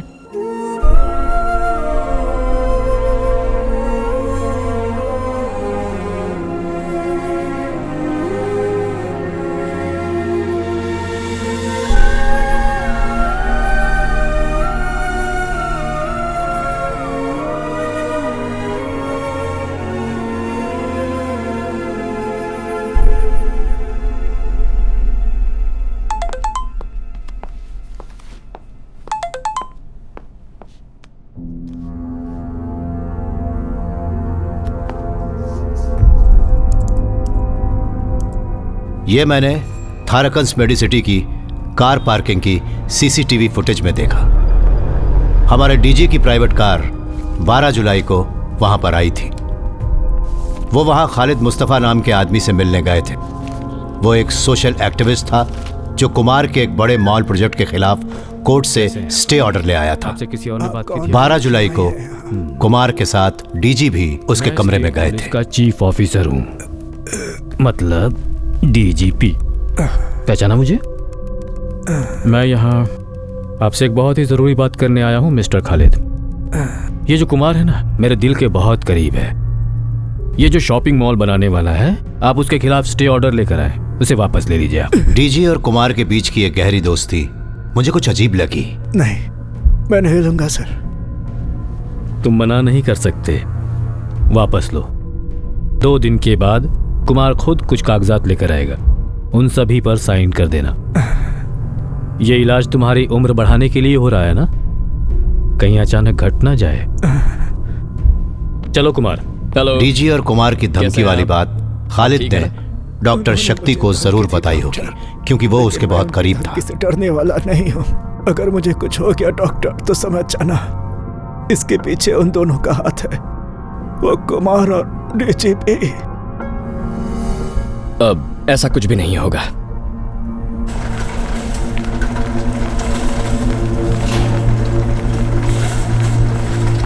डिस्चार्ज होने के ठीक 2 दिन बाद शक्ति की आंखों के सामने खालिद की लाश पड़ी हुई थी। एक जानलेवा एक्सीडेंट। हर्षिता, डीजी की जान खतरे में है। अगला टारगेट वही होंगे।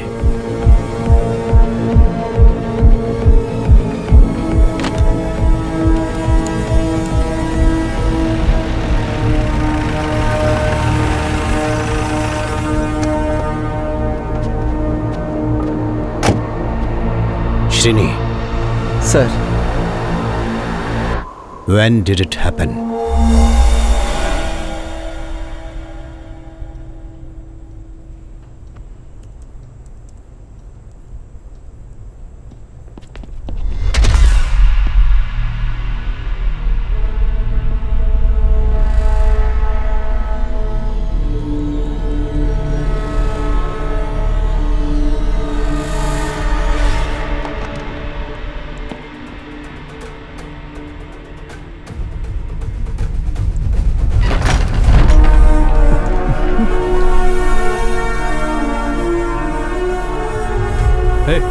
कौन हो तुम?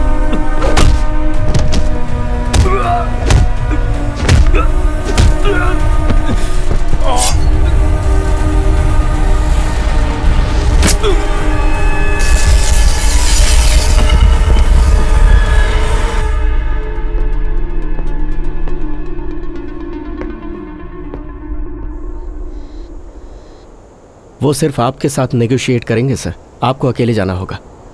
बिना हथियार के। ये बात मेरी समझ से परे है कि डॉक्टर शक्ति को आपसे इतना लगाव क्यों है।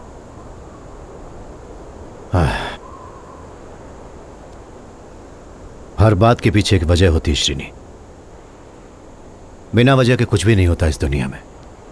बुरा मत मानिएगा, कुछ पूछना चाहता हूं सर। सभी घटनाएं जिन्होंने डॉक्टर शक्ति को यह सब करने पर मजबूर किया वो थाराकन मेडिकल सिटी में ही घटी, और ये वही हॉस्पिटल है जहां आपकी पत्नी भी 6 महीने के लिए एडमिट रही थी सर। आप उस दौरान वहीं रहते थे हर पल। सर, क्या आपका इन घटनाओं से कोई संबंध है जिसके बारे में मैं न जानता हूं?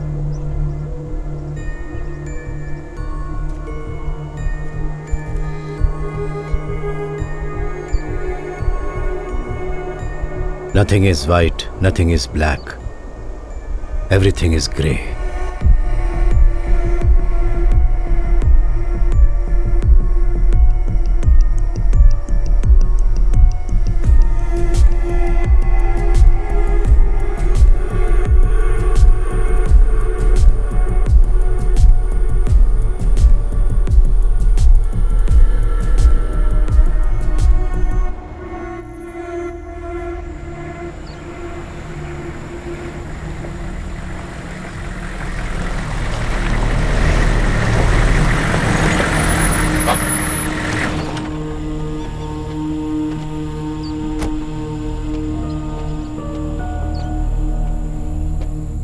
Hello sir, I am Shreya.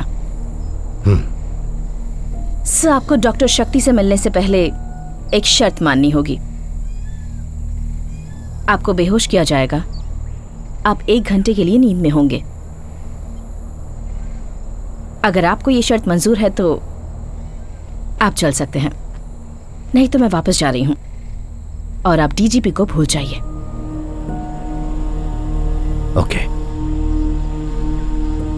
मैं चलूंगा। Good, let's go. आप कुछ वक्त के लिए ट्रांस में चले जाएंगे।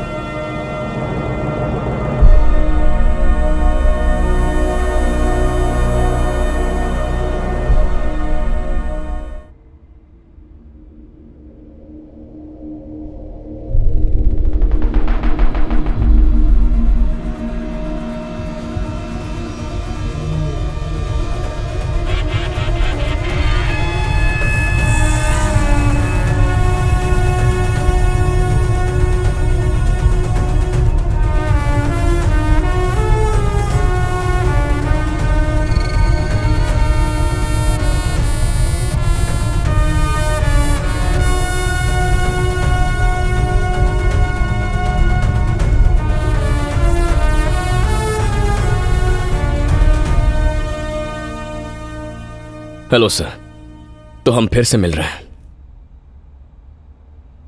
आखिरी बार आपको उस दिन देखा था जब आपकी वाइफ की मौत हुई थी। मैं उसी डिपार्टमेंट में काम कर रहा था। जो मेडिकल टीम उनका इलाज कर रही थी, मैं 1 हफ्ते पहले ही उनमें शामिल हुआ था। जो भी जानकारी हाथ लगे उससे मुजरिम की एक साफ तस्वीर बनाने में आपका जवाब नहीं सर। आपने जब मुझे इतने कम वक्त में ढूंढ निकाला उससे मुझे बिल्कुल हैरानी नहीं हुई, बल्कि आपका मुझे ढूंढना असल में मेरी जरूरत थी।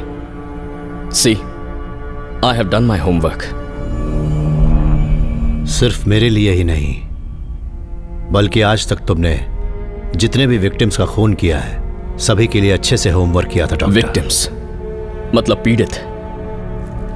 उनमें से कोई भी विक्टिम नहीं था सर, सबके सब शिकारी थे। उन शिकारियों ने जिन्हें नुकसान पहुंचाया वो पीड़ित थे। और तुम डॉक्टर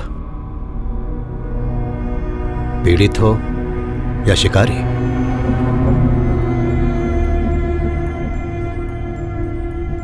मैं दोनों ही हूं।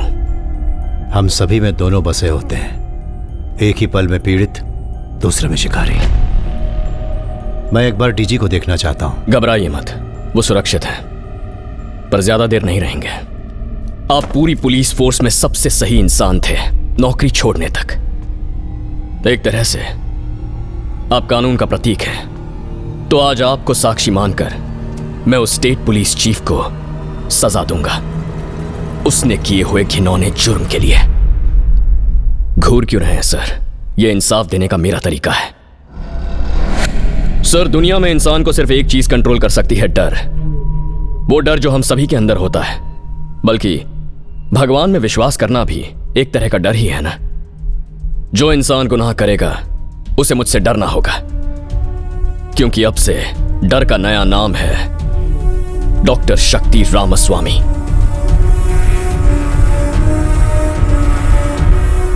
जिंदगी का हर सुख छोड़कर इस विश्वास के साथ कि तुम जो कुछ भी कर रहे हो समाज की भलाई के लिए कर रहे हो, डॉक्टर श्रेया तुम्हारे इस जुर्म में तुम्हारे साथ खड़ी हुई है।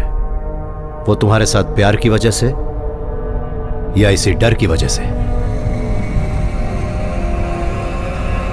डर से भयानक चीज इस दुनिया में कुछ भी नहीं होती। सही है ना डॉक्टर? अपनी मर्यादा में रहकर मुझसे बात कीजिए मिस्टर मैथ्यू। तुम इंसानी मर्यादा बहुत पहले पार कर चुके हो, तो अब तुम मुझे क्या पढ़ाओगे मर्यादा का पाठ? हाँ सर, पार कर चुका हूं मैं। हम बचपन से सुनते आए हैं, कोर्ट की सजा, सरकार का फैसला, ये सब सही होते हैं, लेकिन असल में ये सिस्टम नहीं है जो फैसला करता है। ये काम तो ताकतवर लोग करते हैं। अगर कोर्ट की बात करें तो 2-3 जज, सरकार की बात करें तो मुख्यमंत्री, धर्म की बात करें तो पंडित। इन सब लोगों का फैसला पत्थर की लकीर बन जाता है और वही कानून होता है। इसीलिए जो भी मुझे सही लगा मैंने वही किया। जिन शब्दों का प्रयोग अभी तुमने किया है, दुनिया के सबसे बड़े डिक्टेटर ऐसे ही शब्दों का प्रयोग करते थे। और मुझे नहीं लगता तुम्हें बताने की जरूरत है कि उनका क्या हश्र हुआ था। कम ऑन सर, हमें भी अभी एक डिक्टेटर की जरूरत है।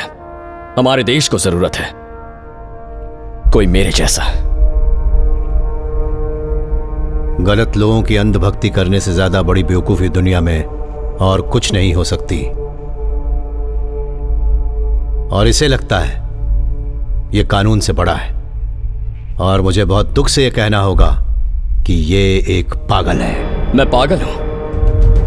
मैं पागल हूं? श्रेया, तुमने सुना इन्होंने क्या कहा? इन्हें लगता है कि मैं पागल हूं। जो लोग पैसे और ताकत का इस्तेमाल करके कानून के हाथों से बच निकलते हैं, तुम उन लोगों को सजा देना चाहते हो?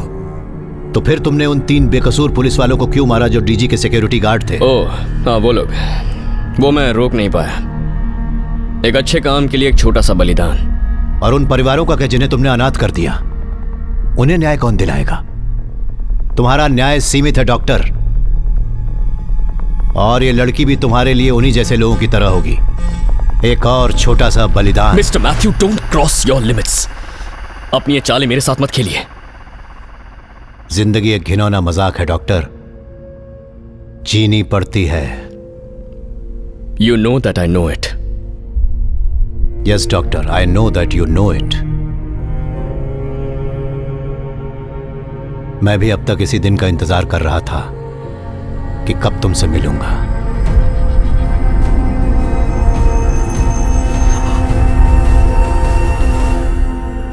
पर तुम ऊपर वाले से प्रार्थना करो कि वो इसे इस दर्द से मुक्त कर दे।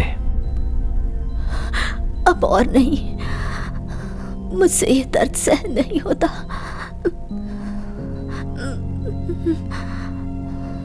मैं तुम्हें इस दर्द से आजाद कर दूं?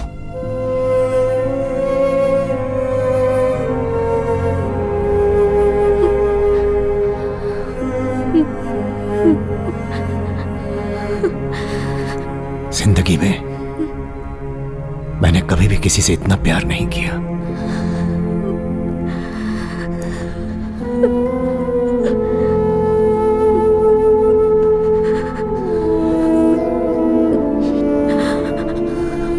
मेरा सपना अधूरा मत रहने देना।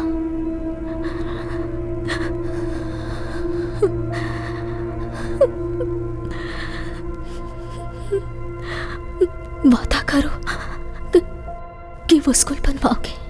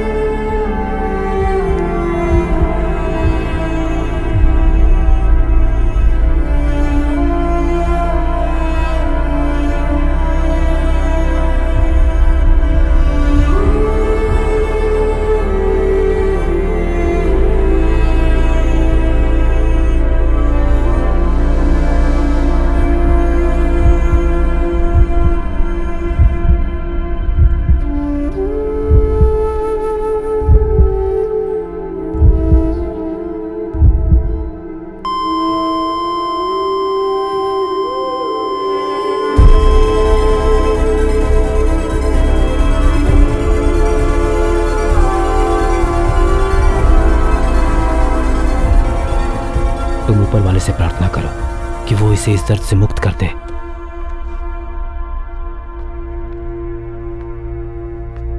आपकी पत्नी की मौत के बाद मुझे एहसास हुआ कि आपका फैसला सही था। अगर सोचा जाए तो आपने भी वही किया जो इंसाफ था। आप बिल्कुल मेरे जैसे हैं, इसीलिए मैंने सारे सबूत मिटा दिए।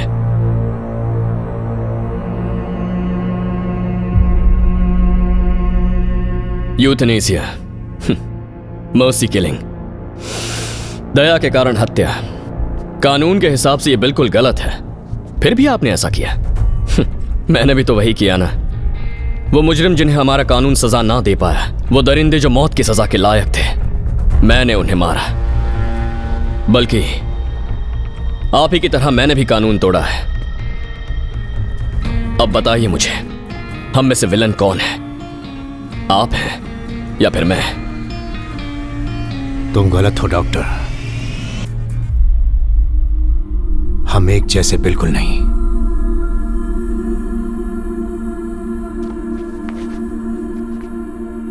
बिना कुछ महसूस किए, बिना एक भी मिनट पलक झपकाए मेरी पत्नी वहां जिंदा लाश बनकर पड़ी थी। और थोड़े वक्त के लिए जब भी उसे होश आता, तुम भी जानते हो कि वो किस दर्द से गुजर रही थी। उस दर्द में भी वो मुझसे पूछती रहती कि हमारी बेटी कैसी है।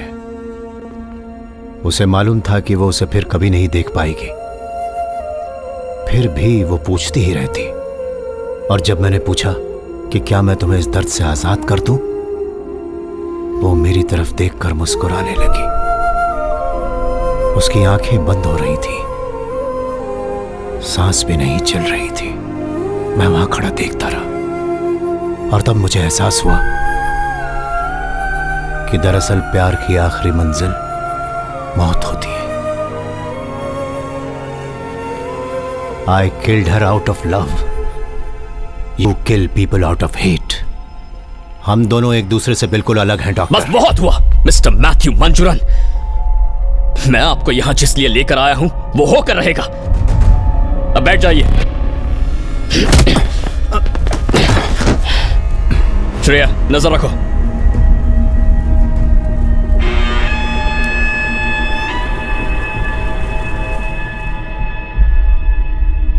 मेरी बेटी मालू मेरे इस काम से बहुत नफरत करती थी। उसकी इच्छा थी कि वो एक दिन बड़ी डॉक्टर बने, She wanted to heal the whole world. Shreya, please, जिंदगी तुम्हें पुकार रही है। तुम्हें पूरी जिंदगी जीनी है। अभी कुछ भी नहीं बिगड़ा है। प्लीज।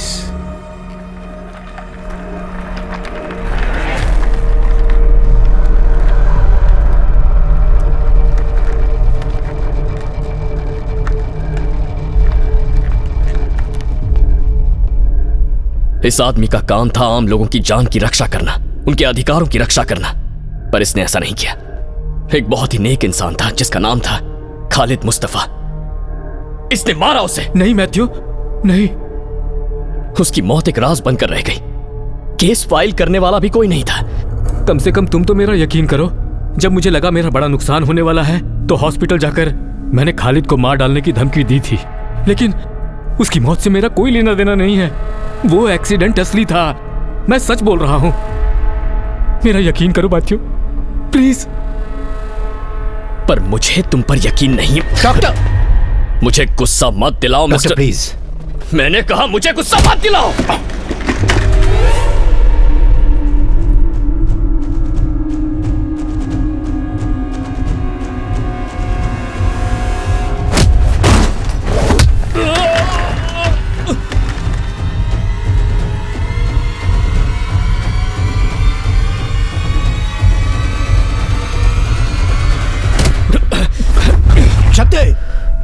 यह आदमी बेकसूर है। He is innocent. बेकसूर है?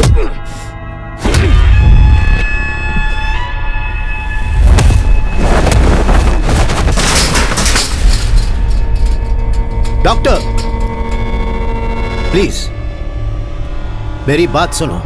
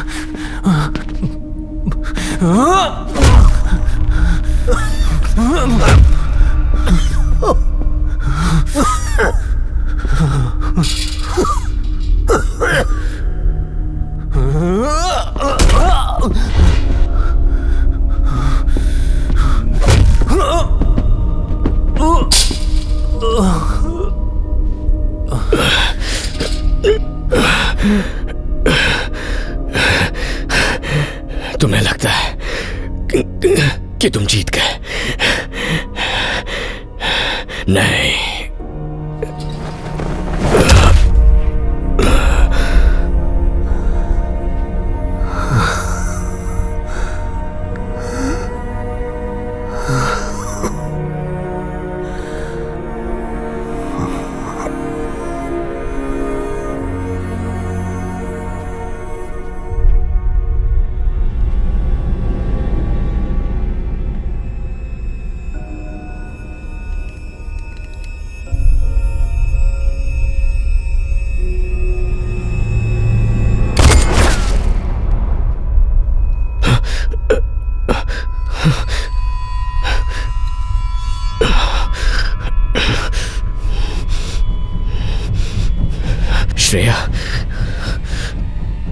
तुम भी।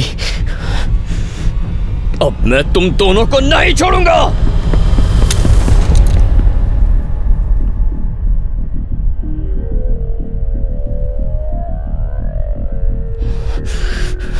शूट मी, शूट मी। पर कल पूरी दुनिया यही कहेगी कि जो मैंने किया सही था। तुम कानून के रक्षक हो ना? अगर हिम्मत है तो चलाओ।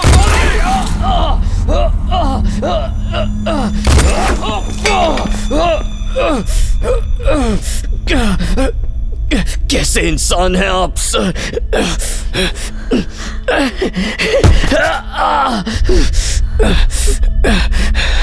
अभी भी कानून के हिसाब से चल रहे हैं आप। खत्म क्यों नहीं कर दिया मुझे? इस दुनिया का यह दस्तूर बिल्कुल नहीं है मिस्टर शक्ति कि एक इंसान किसी दूसरे इंसान की जान ले ले। तुमने मुझसे पूछा था ना कि हम में से विलन कौन है, तो हर विलन में एक हीरो होता है और हर हीरो में होता है एक विलन। तुम एक अद्भुत डॉक्टर हो। तुम्हें न्याय की वो समझ है जो दूसरों में देखने को नहीं मिलती। अगर तुम अपना दिमागी संतुलन ठीक कर लो तो बहुत आगे जाओगे।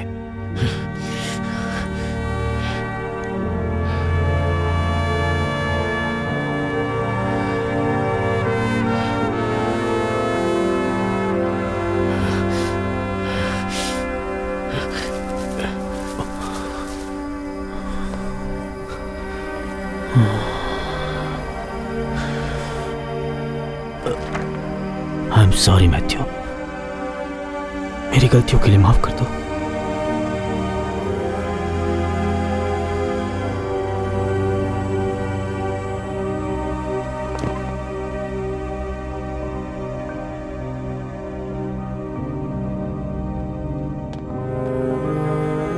सर,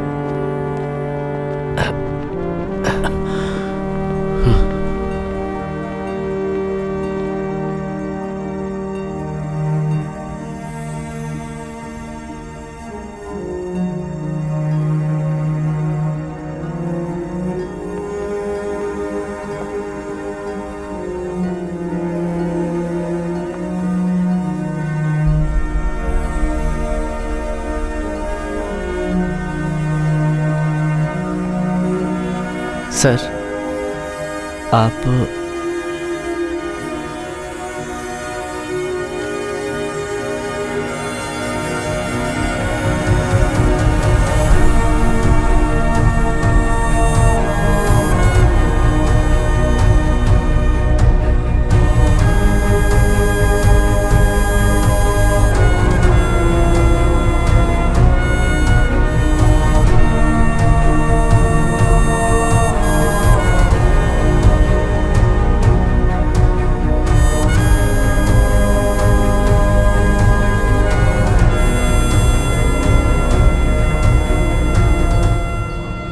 अब आज से शुरू होती है मेरे सपनों की एक नई यात्रा।